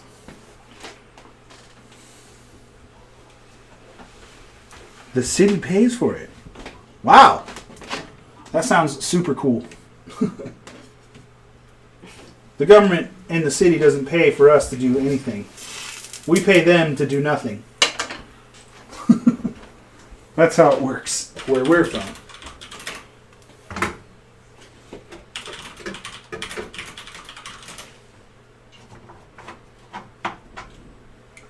All right, into the deep fryer we go. So I'm not going to put this next to my camera because the amount of steam that comes off of this thing would ruin my camera. So you're just going to have to take my word for it on this. Yeah, you can always move the camera down and show them a little.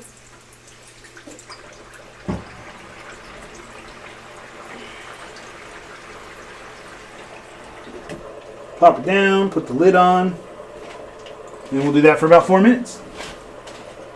In the meantime, I can make that sauce for you guys. Mojo de ajo is a simple sauce. It's like 3 ingredients: sugar, lime juice, and garlic.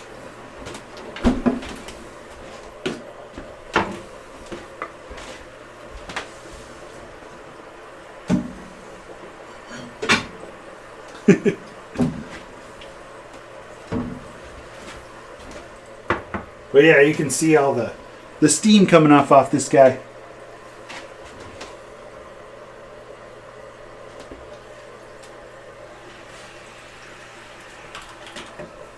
I love watching things deep fry in like fresh oil. It's just this clear, fresh oil, and you can see the bubbles coming up over it.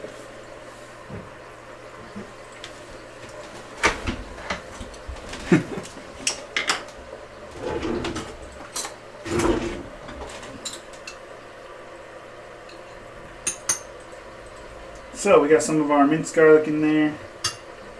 And I'm going to add just a little bit of the squeezed garlic too. They're slightly different textures. The squeezed garlic is more finely chopped.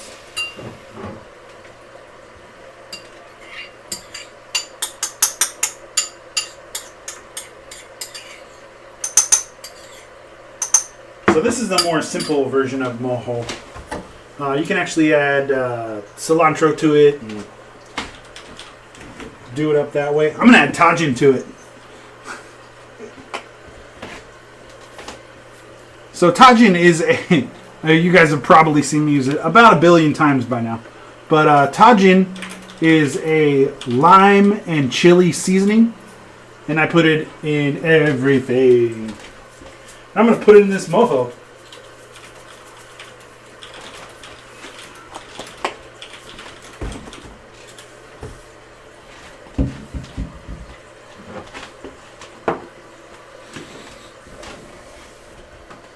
So here's a little tech tip for you guys on the cutting and handling of limes.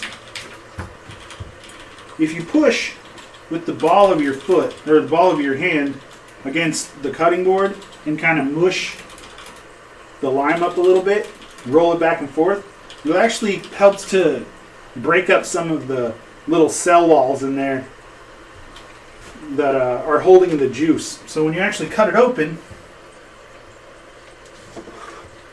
and go to juice it, you can get more juice out of the lime that way.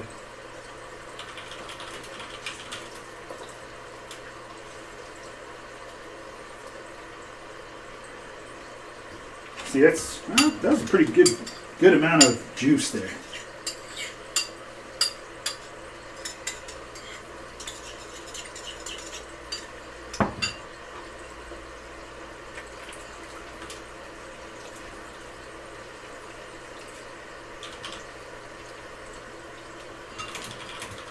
All right.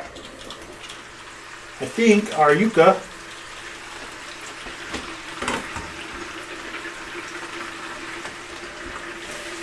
yuca is pretty good and blanched now.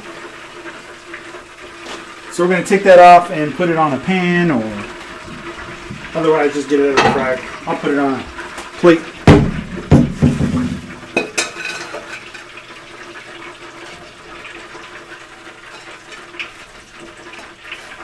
So this yuca is at least 4 times more starchy than a potato. So I'm going to pop those in the freezer and let them get cool. I want them to be pretty much completely cooled down before I fry them for the second time.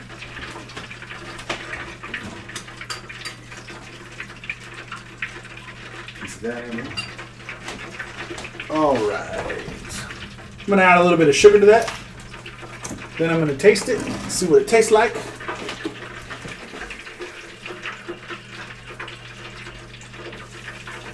That's probably 2 tablespoons of sugar.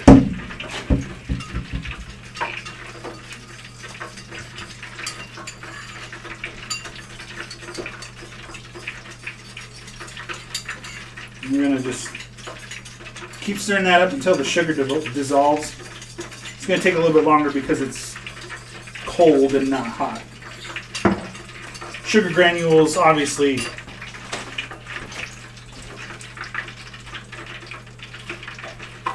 What?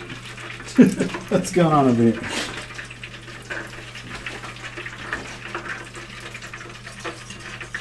Yeah, sugar granules obviously dissolve better in hot liquid, i.e. your coffee and whatnot. And what we've done here is we made a little dipping sauce for those yuca frites.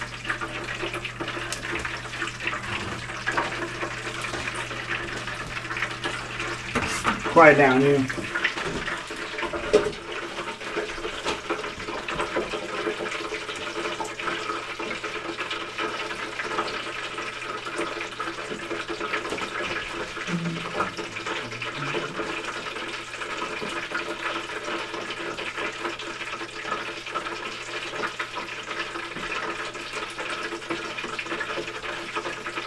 Now, I wish that my camera was a little bit more color accurate because the colors in this soup right now are amazing. They look really nice.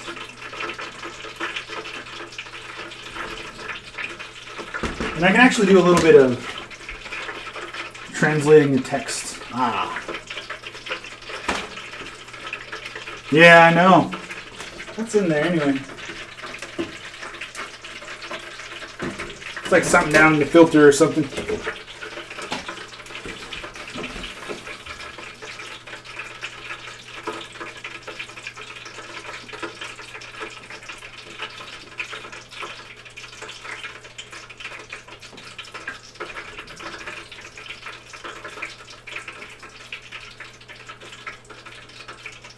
What?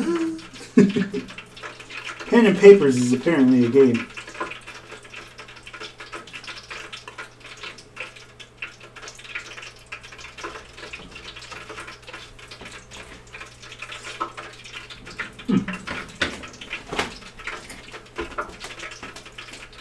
That squash is just about perfect.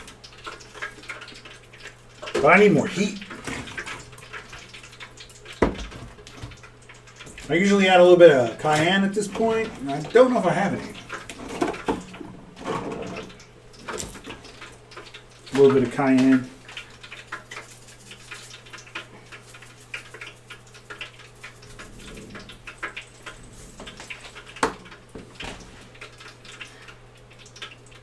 I'm still confused about this pen and papers thing. Yeah. I think he was trying to send a link or something. I think if you were trying to send a link or there might be text missing, because all it says on my screen is, here you go, and then that's all you have to know about pen and papers. Nothing? Or maybe I'm just completely missing the whole thing. He might have tried to post a link, but usually it tells us that, right? Yeah. We can actually give you permission if you are trying to do a link. If it'll work. Yeah, it rarely ever works for us. I think there's a setting or something. Oh, one more thing that we need to add in here is ground cumin. And I don't want to add a ton of that because I don't really like it, but it's a necessity in this howl text.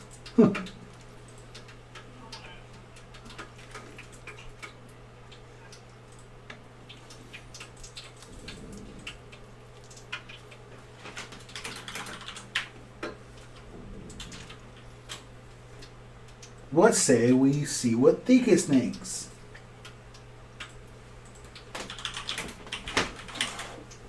We're gonna we'll see what Thekus thinks about chayote, her first taste of it.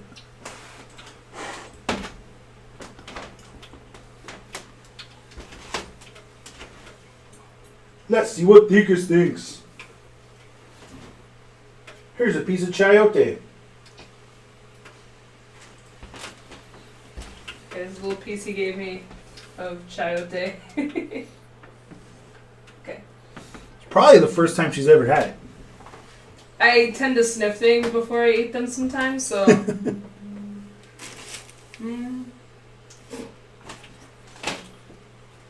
That one's kind of light in flavor, not too crazy.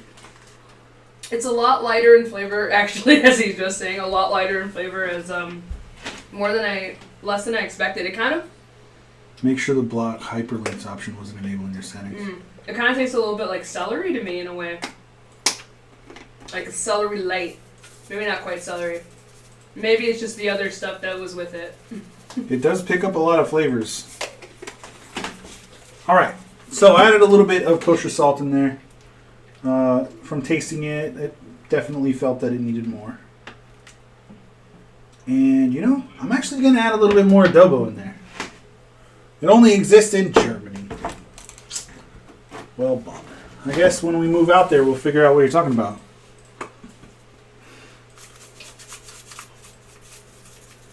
Imagine how happy your brother would be if we moved to Germany. He would be ecstatic. He would be so happy because he would be getting all the burgers and waffles. Added onion salt. Less than a teaspoon, maybe half.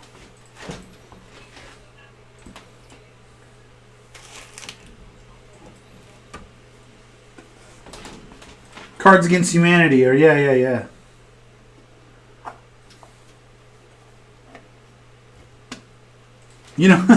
We actually do a game night here every Sunday where we do a lot of things just like that.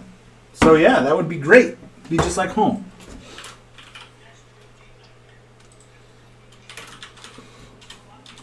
But I gotta find a good place to keep doing my stream.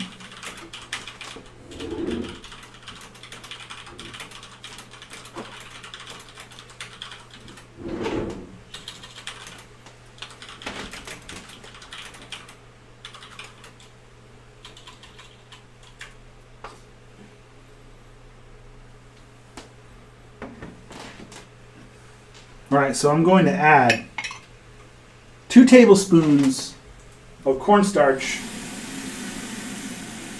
into approximately, let's say a little bit less than 1 cup of water. And I'm going to make a cornstarch slurry. I just mix it up, make sure that there's no lumps in there at all. And it's got to be cold water because if we put it in hot water, it's going to turn into dumplings and start clumping up before we need it to.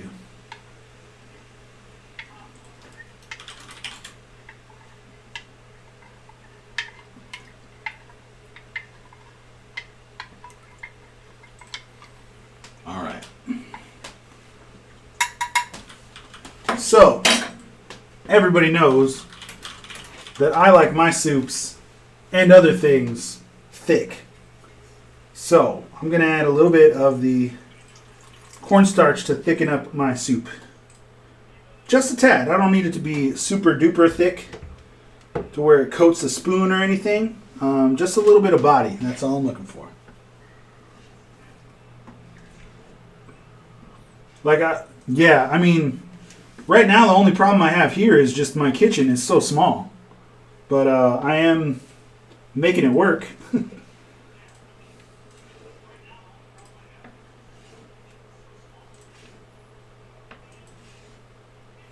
So yeah, I'd like to have a more open kitchen to do this in. I think it would be a lot easier that way. Alright, let's check our yuca. Should be nice and cool now.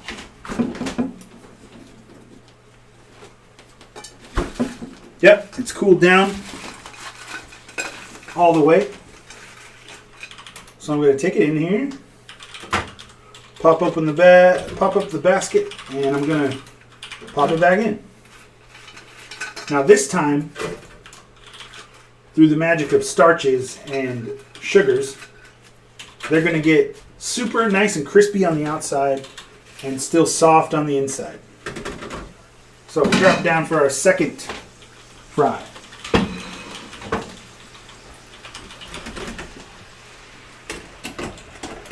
And we got the sauce for the yuca frita.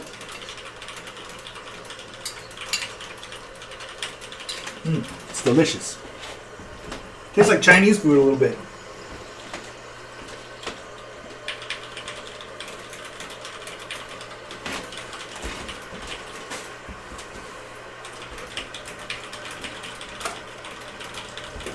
Me, I am, gosh, I don't know how big in centimeters, but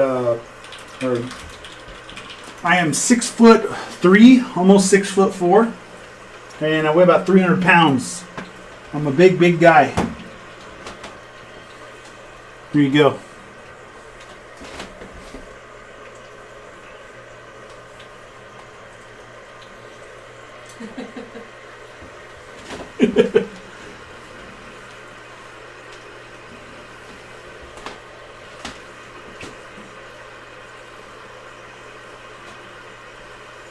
I'd say the walk-in for my kitchen, like the entire space, probably like 4 foot by 10 foot. Hey, I would much rather be smaller than bigger. Smaller people fit into places. Like someday you might be rich. Someday you're gonna be rich. And you're gonna go, man, I want to buy that Ferrari. And I'm gonna be like, you know what? That's a good idea. You should go check out that Ferrari. And you'd be like, hey, how about you come with me to the dealership and we can give it a test drive? And guess which one of us is not going to be able to fit into that Ferrari? This guy.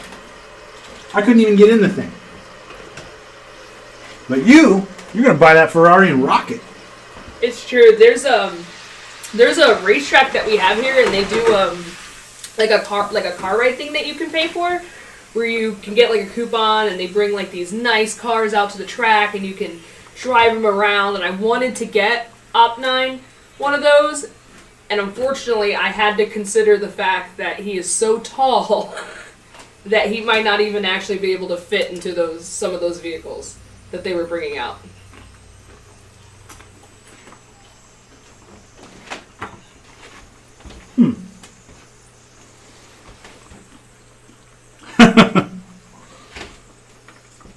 It's alright, bud. You can buy a Ferrari. I'll settle on the Bugatti. Hopefully I can fit into.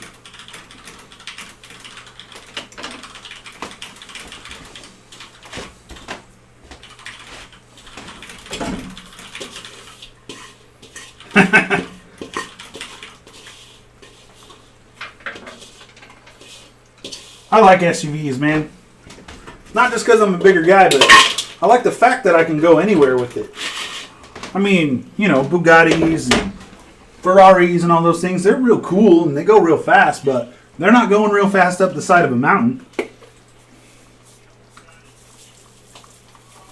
Alright, so I got my yuca free out. I'm going to add a good amount of salt to it.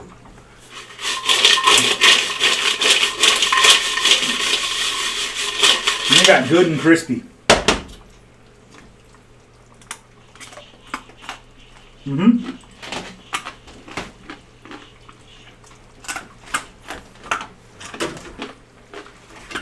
That one got too crispy.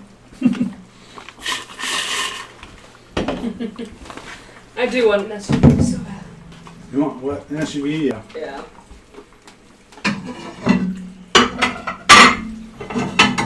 Alright. Well, this is about the time in the episode where we have to feed Thegus. She's over there doing all the hard work. So we got to give her something to eat.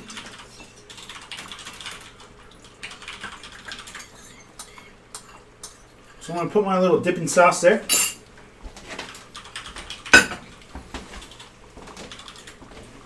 You guys can come over here to the plate and you can see how we plate this up.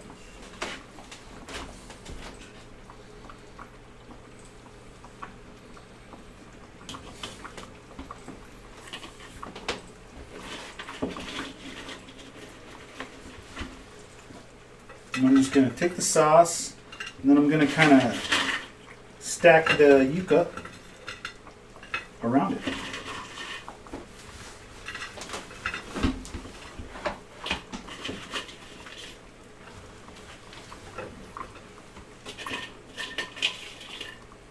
All right. So now that we got that, I'm going to garnish with this lime. Just going to kind of squeeze the lime over the top. Just a little bit, not a bunch. And I'll hit a little bit of the parsley. Just to kind of give it a little bit of green and offset it. And there you go, yuca frita. With the sweet mojo de ajo.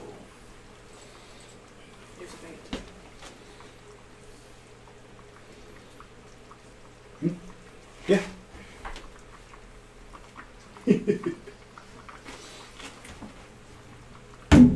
Vegas is making faces into the camera right now. All right. Making all sorts of silly faces. You still in the kitchen? No, I come out there. Okay, so my trick is to always try to show you guys without spilling it on the keyboard. The potato nice and crisp with a nice garnish on it.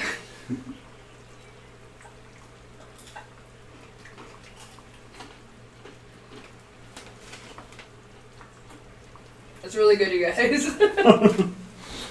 I was worried there for a second. She had this look on her face. I wasn't sure what to think of the sauce for a second. So this is going to be way starchier than a regular potato, right? Mm-hmm. It tastes different. But the weird thing about it is once you get that sauce in there and everything, Mm-hmm. you can't stop eating it.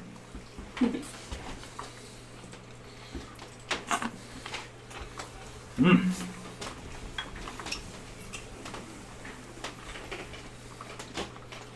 Hola. ¿Cómo está? Bien.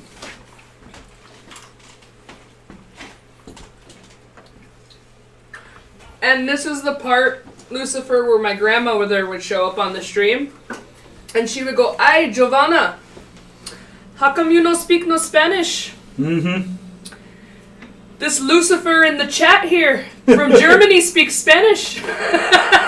She would too. Mamita. Mamita would get her. See. And if speaking of which, my mom, if you're watching with Papi and Mamita right now. Maybe. I only mean it with love.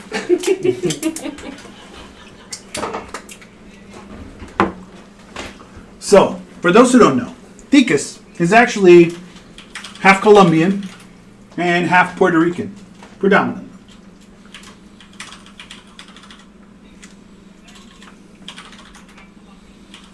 But she is 100% American. So apparently she used to be able to speak Spanish a little bit better when she was younger, but she's since forgotten it.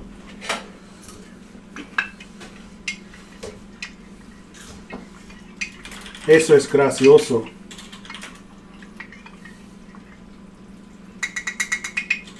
See, that's another thing about Americans, right? How come everybody else in every country around the world can speak way more languages, but we can only speak one? Because they're in actual proximity to other cultures. Yeah, I suppose.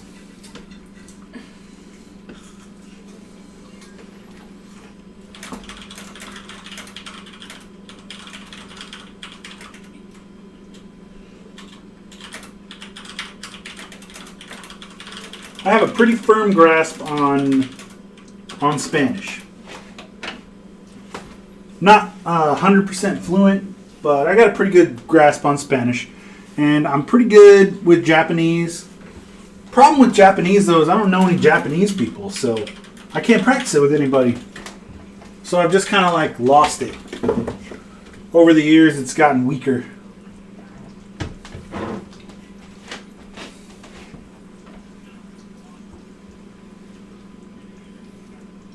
Allo we get es dir. Yeah, exactly. What the ball says.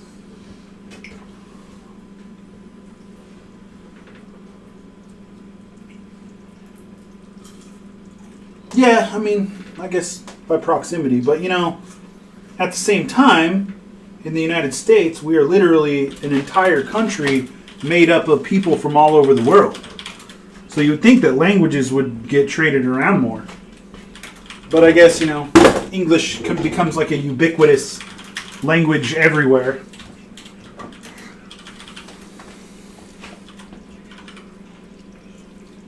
You better save me some. This is going to eat them all.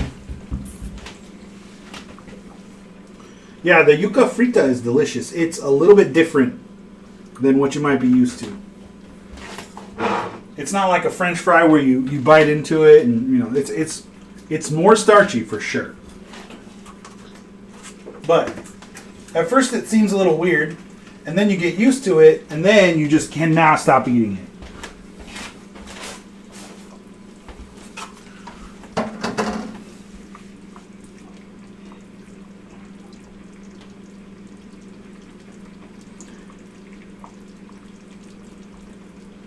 Mir geht es auch gut. Gut.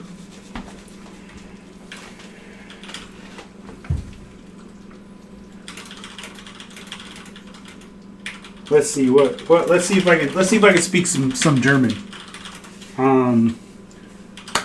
Die Fraulein ist essen Yucca.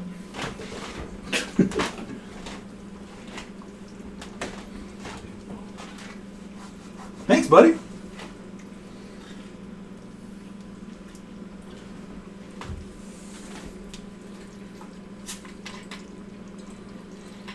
I was actually, because, you know, her brother is all about German, and you know, all joking aside, we were really trying to plan to go to Germany. So I did, you know, try and learn a little bit of German, but it's very basic.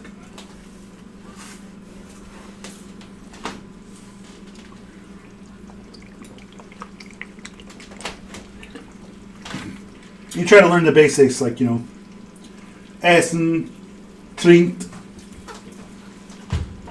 What was it? You kept drinking, the boys are drinking. What was that, like Rosetta Stone or something you used? It was Duolingo, and it worked, dude. Duolingo, yes.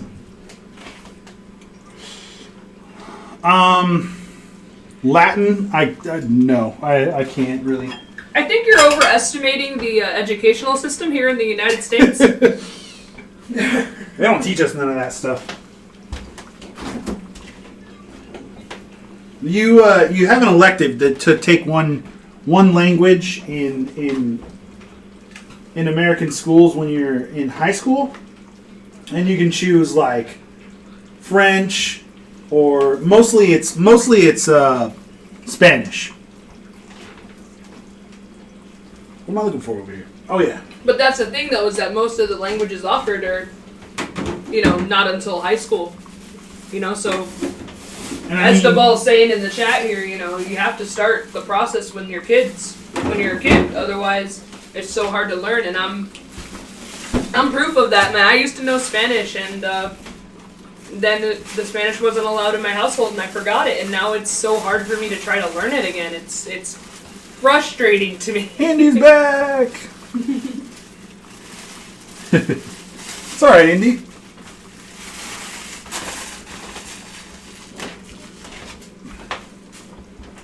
Do whatever you like to do, man. You know, Twitch is becoming like television.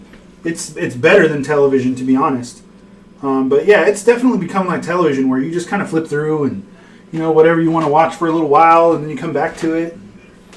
It's all good, buddy.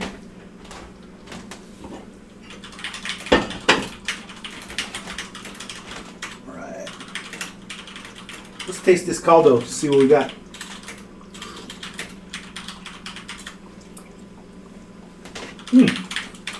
Oh yeah. Oh, we're right on the ball there. Right on the nose.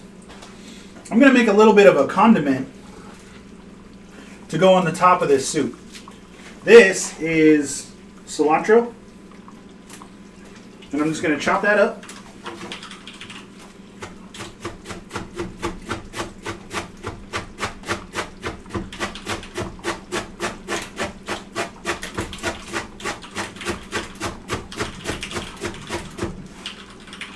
Wow. All right. We'll run that through again. What's up? Took 3 years of Spanish in high school.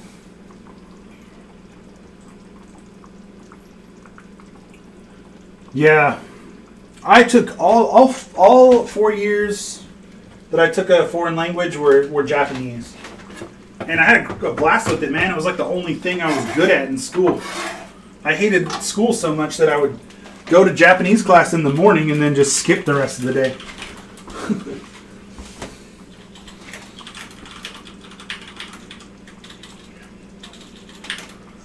Lucifer, it has been so nice to have you in the chat, man. You can go on and start your day. Hey, and you can start scouting out locations for our new restaurant.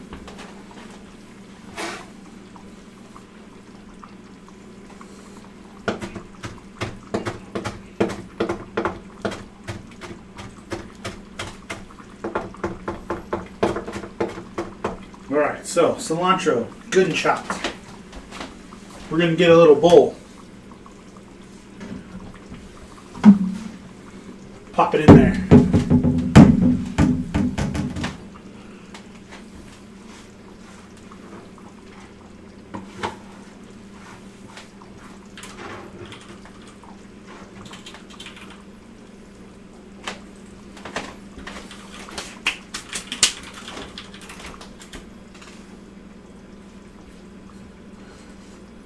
Oh no, Andy's sick.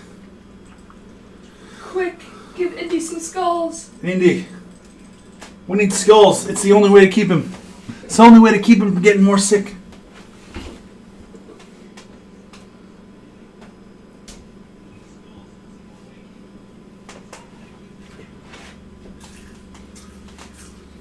Did you see my little guy in the top there, Indy? My little emote that I'm working on? Let me switch it over. He's gonna switch, so I think it's gonna switch so you can see it. Yeah, have a great day, Lucifer. Have a good day at school. Check out places for our restaurant. We'll be there before you know.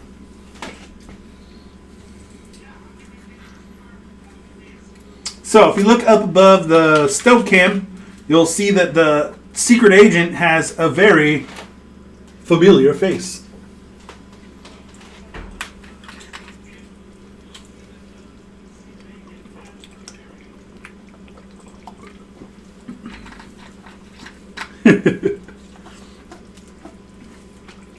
So, we haven't quite worked it out yet, all the way. But, I think that's probably going to be our first one. Thekus is going to have her own emote. It's probably going to be tier 2. You know, she's the real show here. So, she's going to be the tier 2 emote. Like that. And then tier 3 I haven't figured out yet.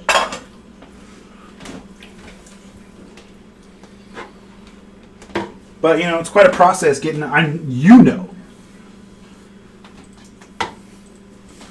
Operative 009, yep.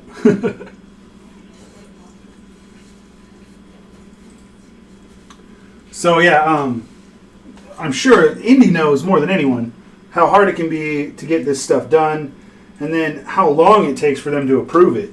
And who knows, they might even not approve that just because it says thick on it, but I don't think that's like a big deal. I don't think that's offensive in any way. Especially because it's a cooking show. I'm not talking about whatever, booty or whatever. I'm talking about food. Yeah, food. Quiet, you're going to get us busted.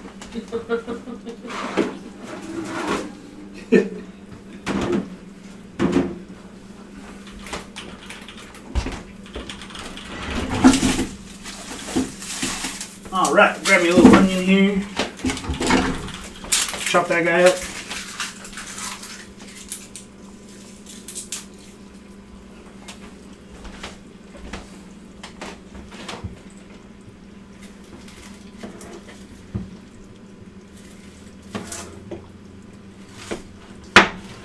So we go clean in half with that.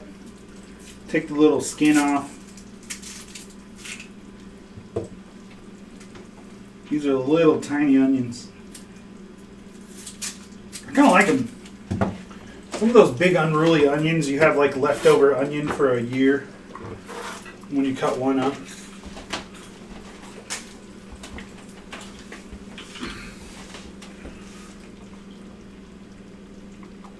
Awesome. With just butts. Shit. Had I known that, we would have changed it.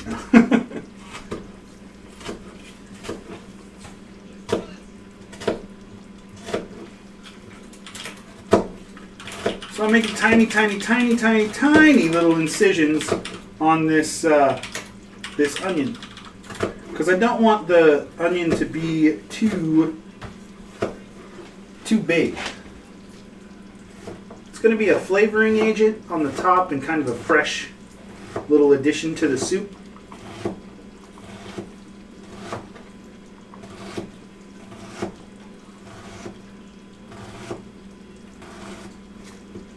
Perfect little cuts.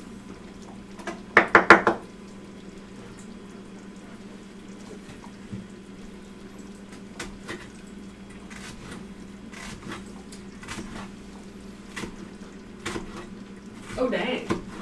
What? There are a lot of sticky bones.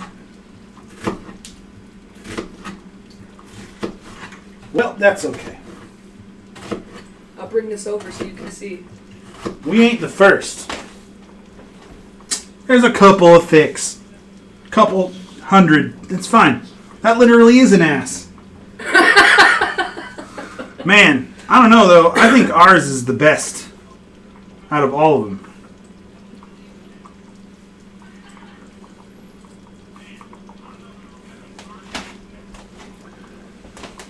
Ours is the best. What was that? Did you put up the little thingy for the points? The what? Did you put up the little points thing? For what? Oh, for the yes, there are games. It's a ball. Yeah, it literally was an ass.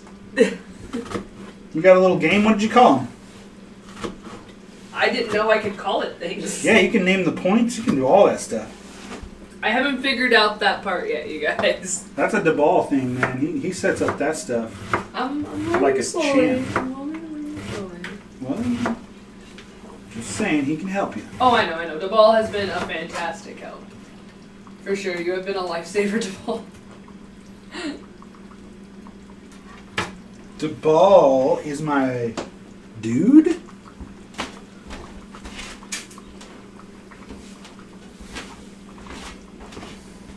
There's been some debate recently, DeBall, on whether you are a female or a male. And honestly, I don't care. But I would feel pretty foolish if you were a woman, because I've been calling you a dude for the entire time I've known you. You don't have to reveal that. You don't have to.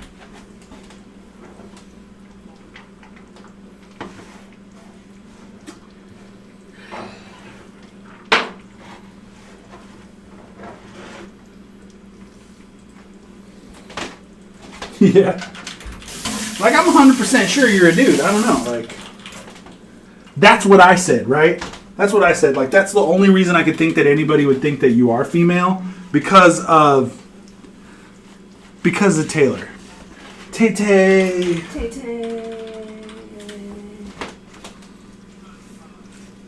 Tay-Tay. No. Look at that. DeBall comes through with a link. You're mysterious, dude. You're not as mysterious as Meej. Meej is mysterious. You know, I haven't seen Meej in a while. I don't know where Meej is. I worry for Meej, because I haven't seen her in the Warrior stream, and she hasn't even, or they haven't even come into mine at all yet. So I worry, like, where are they?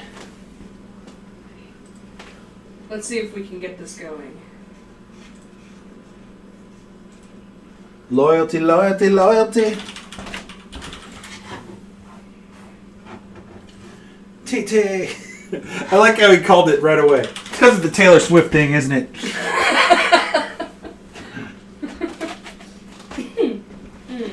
Alright, so I'm going to pop this, the rest of this substantial amount of parsley in there. And that's going to add a little bit of a freshness to the soup, but it's also going to add some cool color. So when we go to plate it, it's going to look neat already. Let's see if we can get this working. Dr. Jones. I wonder what that kid's doing right now. I mean, I know he's a grown-ass man. He's probably in his 50s by now, but, where's Short Round? I gotta know. What? Alright. So, I got this cilantro and onion mixture. I'm going to add... What kind of chilies are those? Okay, so we used a lot of different... let me see if I can find it for you. We used a lot of different stuff in this one. We used some Goya mixture, which is... it also has its own achiote inside of it. We used... Where is it?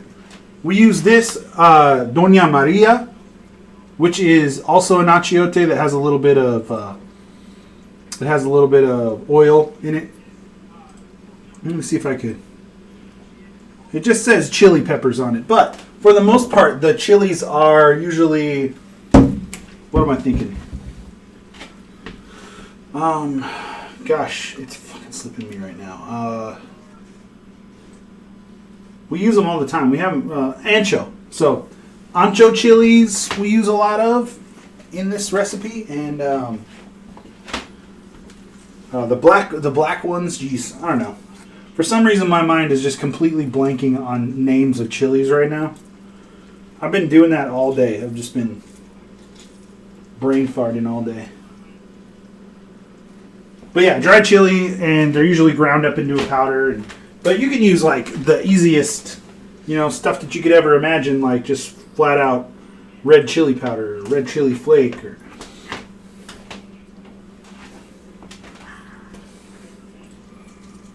What do you want to call the point? so the little red ones are called arbols, and they're a lot spicier than usual. And I don't think there's any arbol in here, but like crushed red pepper is usually made of arbol chilies.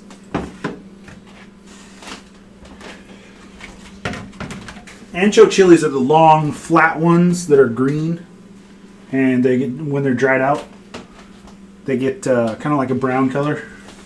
What's up?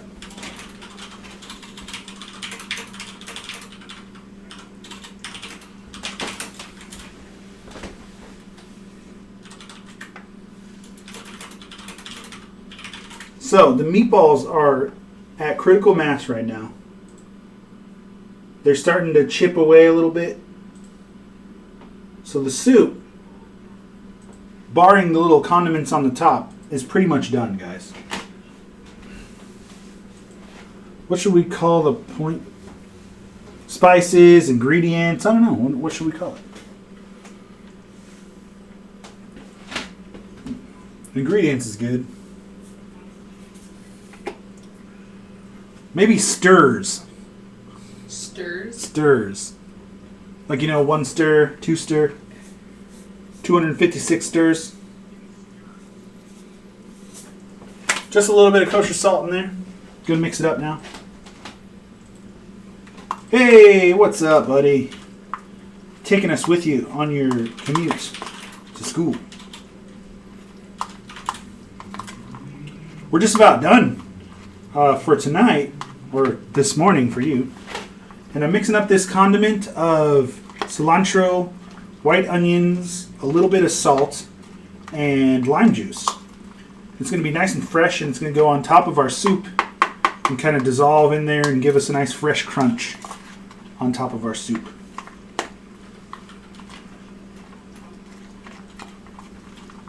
I think I'm going to go one more lime on this.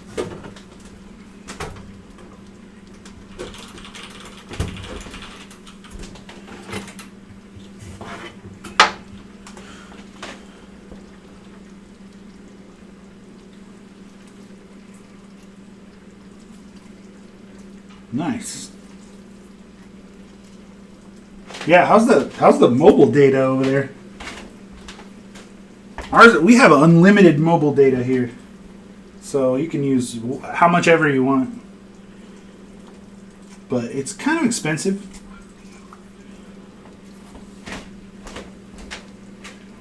It's worth it though. There's nothing worse than being out of data and having like 10 days to go on your contract.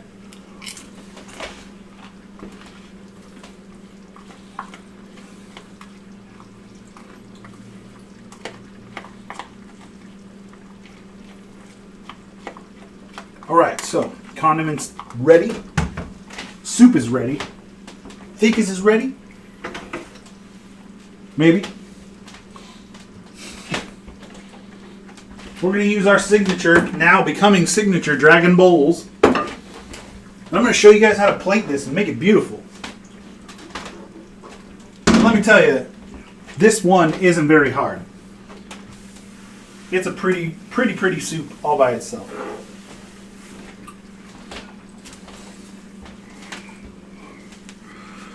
How much data do I use in a month? I mean, I don't really like count it, but I can get up in the neighborhood of around 4 gigs.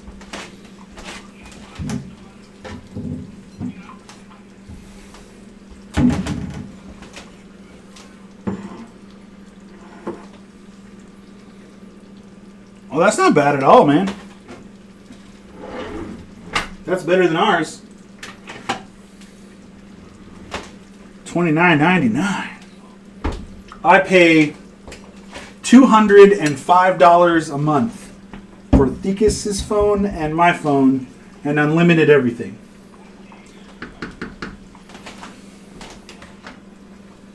Alright, we're going to cut this down to low. Once again, like I said, these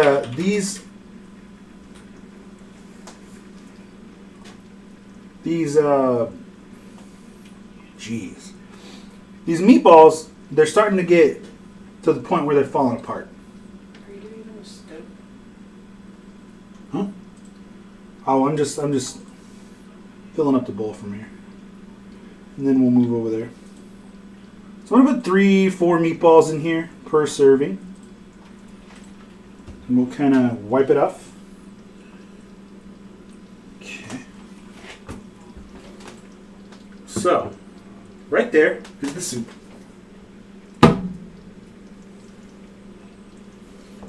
We're going to add pretty colors to it. First thing we're going to add is the condiment to the top. Just going to kind of pop that on the top there. A couple good scoops. Beautiful. Now I'm going to add a little bit of sour cream. The sour cream is going to help to mellow out any kind of errant spices, you know, if it's a little too spicy or whatever. But it's also going to add a little bit of zippiness to the actual dish itself. We want multiple facets of flavor. Oh, hell. Almost out of spoons.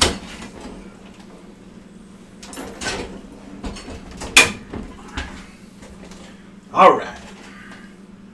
So, I'm going to do a little quadrillage, just like I've showed you guys, or quadrillage, sorry. Quenelle, like I've showed you guys before with the sour cream. And you literally just scoop it and press down.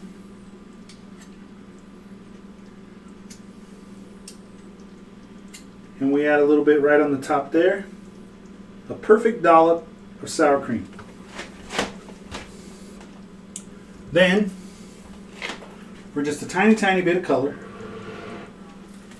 I'll add a little bit of Tajin right over the sour cream, just so that it's got that red appeal to it. And then I'm going to take a little bit of my cilantro from earlier. Going to find a nice little bit. A couple of nice leaves here. There's a couple nice leaves. And I'll just set that on the top. There you go. That is our Albondigas. So I'm going to go ahead and make another one of those up, and we're going to eat it. And we'll hang out with you guys while we eat and talk about it.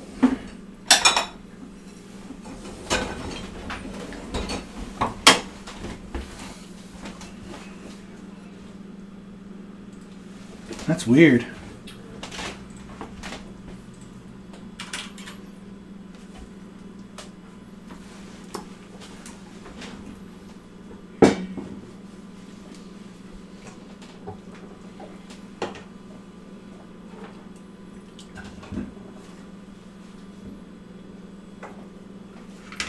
Nope. Spilling. Oh, there's plenty over here.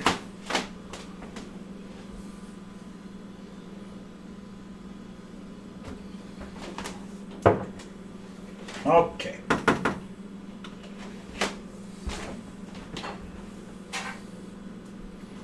+200 gigs of data on my phone. What are you doing? Trying to download the whole internet?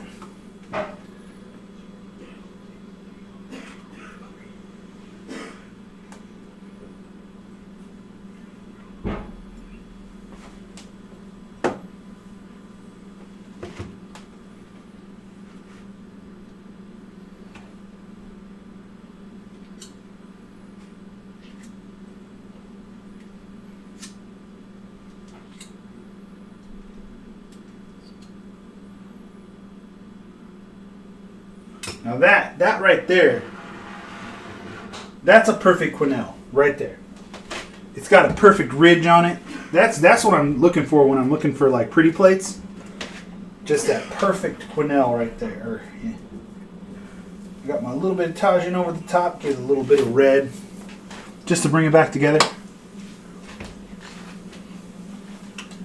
And then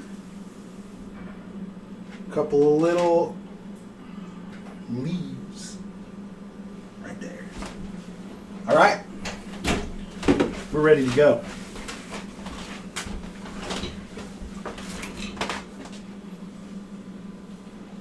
Not bad, not bad.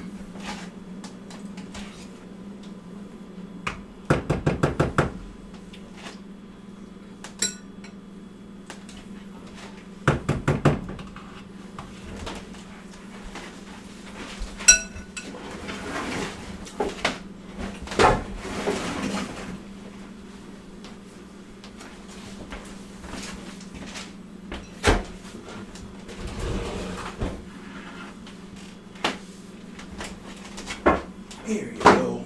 Careful, it's hot.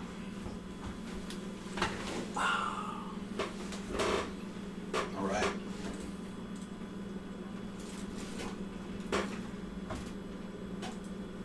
There we go. Sorry guys, just having to rearrange things real quick.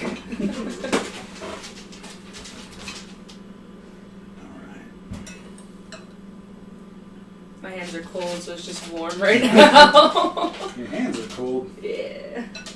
I guess it is a little cold in here. Okay, guys. So the first thing I'm going after is like the most umami thing in the whole dish. This big old stewed tomato. Ficus doesn't really like that too much, but man. No. Ficus goes for the giant piece of meat.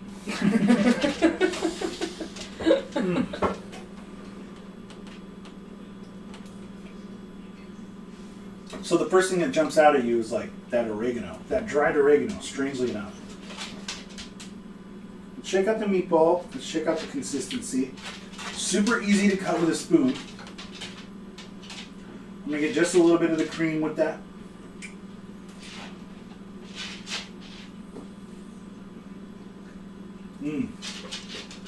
So, Operative has actually made this dish for me once before, but he didn't make it with the mint before.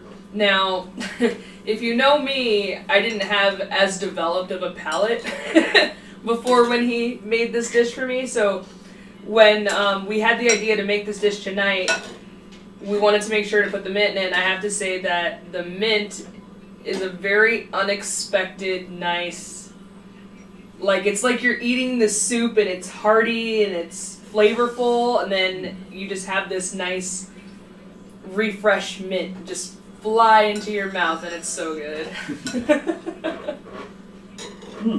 Aw, thank you, Aaron. I love your hair, too. I just love you. I love you, Green Leaves.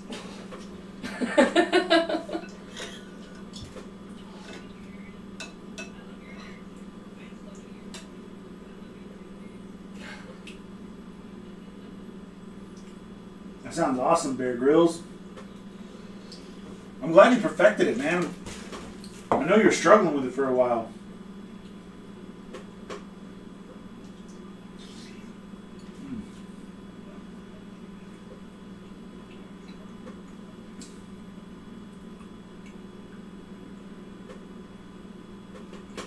Well, it's not really unlimited data if it's cut off at 200 gigs.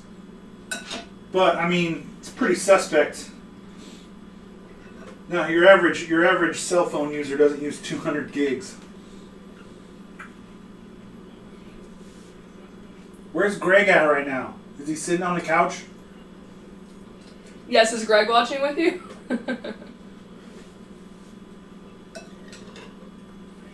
Or, as I've gone to nicknaming him Mr. Universe, is Mr. Universe watching Where's with Mr. you? Universe?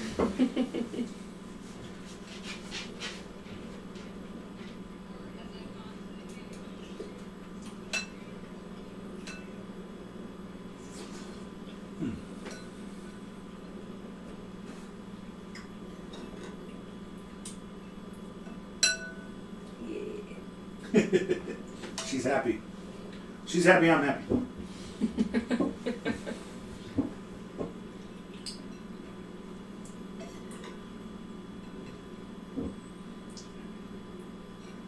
Oh no.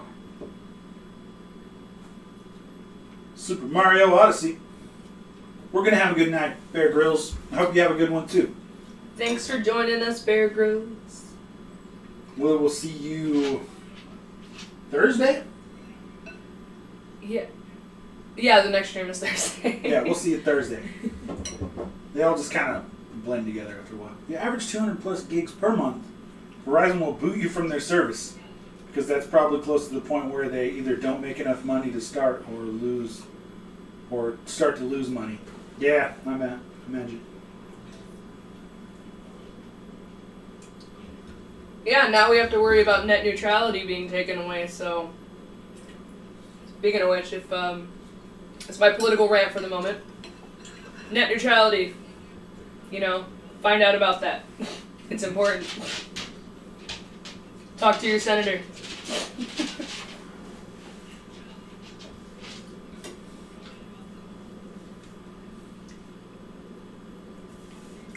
They're going to find out what kind of porn you like.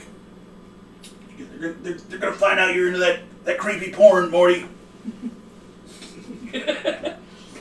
Oh, jeez, Rick. We know it's your porn. Everybody click on that.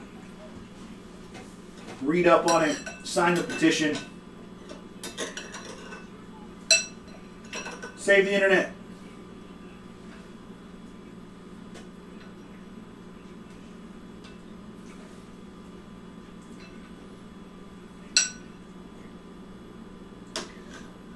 By the way, I apologize for my Morty voice, guys. Apologize for my Rick voice. It's not very good. You guys are great Rick voice. I don't know, man. I think Indies is better than mine. I have not heard Indy's Rick voice.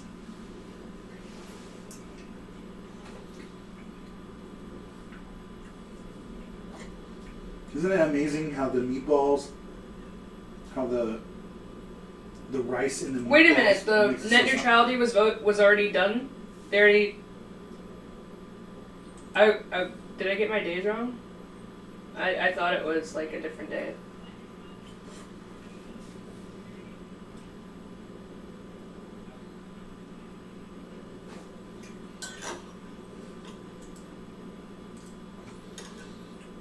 Just remember, Aaron, the walls are not to keep them out. They're to keep us in. Yeah, that's my theory too.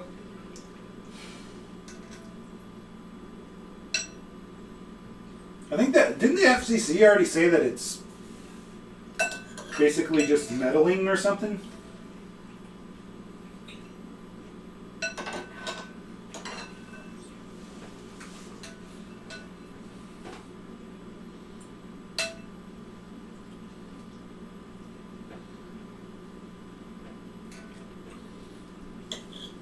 Well, I mean, they already did a vote on net neutrality before, or did a thing about it, but now they're, trying to kill it again.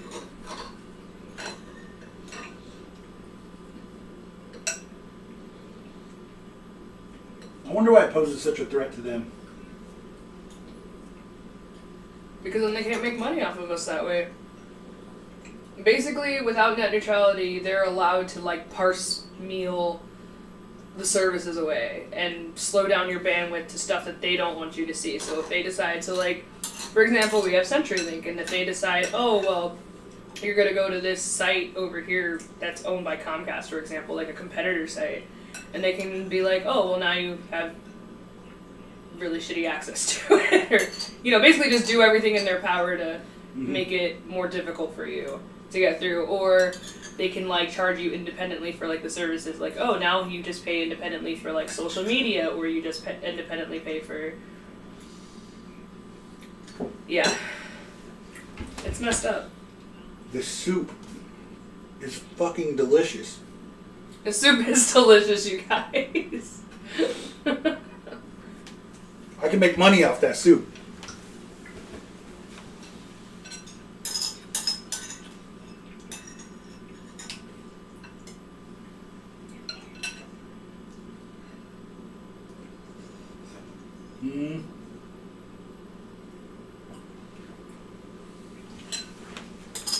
Yeah. I don't know why it's even an issue, because I figure everybody would just shoot it down. Because it's not everybody that's voting for it.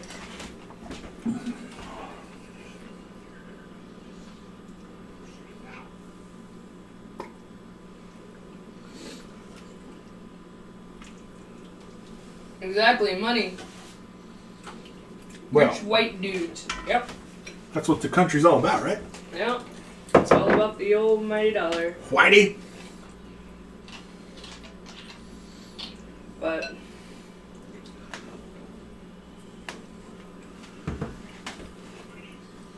you left me all alone over here, guys. Oh, I'll be there in a second. I'm getting more of this soup. Because it's mega dank. And I can't stop eating it.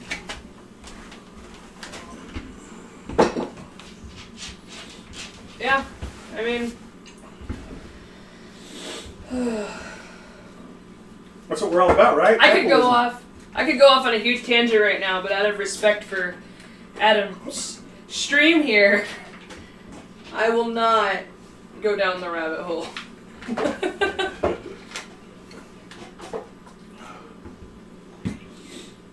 So, when are you and Mr. Universe going to come up here and let me cook for you again?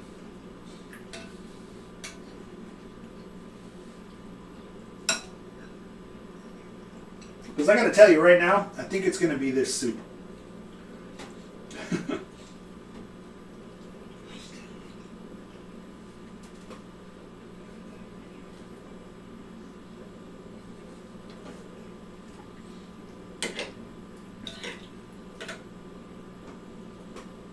That mint, it's crazy how that mint stays so fresh even though it's 100% cooked.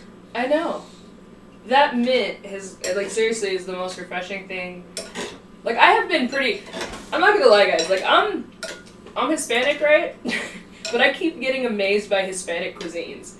Every time I eat them, because They're just so flavorful. Like, I don't like this mint in this soup right here, or when I had, what was it, that chocolate shop that's down in Cannon Beach, and there's a chocolate shop that we have actually here in Oregon that imports chocolate from all around the world, and they have these Mayan type chocolates, and they put it with spices in a chocolate shake, and it is like, at first I was like, wait a minute, spices and chilies in a chocolate shake? What is this? And I love it because it like lights my mouth on fire, and it's sweet at the same time. And also... And so satisfying. It's also frozen. Yeah. It's on fire. It's frozen. Yeah. Sweet. So many contradictions, but it's so good.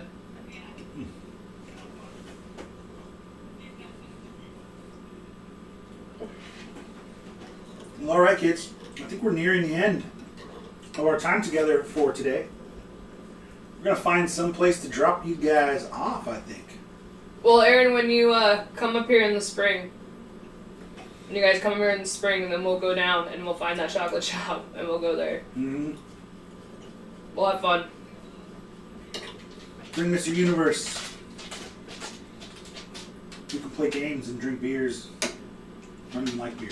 But we'll drink it, because Greg does. And do that other thing that's legal here in Washington that's super awesome. Remember when we did that last time and then we ate up all of our Trader Joe's snacks? Yes. So we owe you one. Oh, yes. He wants the Papas Fritas. Yeah, man. The Yuca Fritas. Yeah, it's real. The Trader Joe's, those cinnamon graham crackers, they're the best. We got some, but they didn't stay for very long.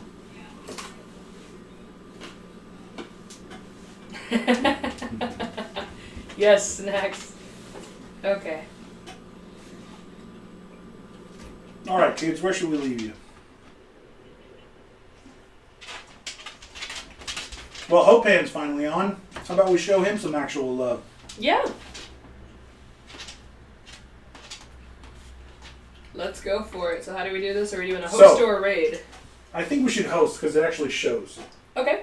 My problem with raids are way easier. Mm-hmm. But my problem with raids is that Streamlabs hasn't built a thing that tells you that you're getting raided. So there's no noise or anything that shows that you're getting raided. Okay. So this is better. But anyway, Hopan is the guy who got me into streaming. He's a game streamer, but great dude. He's a musician, plays a lot of games. Anyway, we're going to drop you off in there. So, thanks for tuning in tonight. And we will see you on Thursday. You have a great night as well, and it was fantastic talking to you. Yeah. Lucifer. Cheers. We'll see you in Germany someday. All right.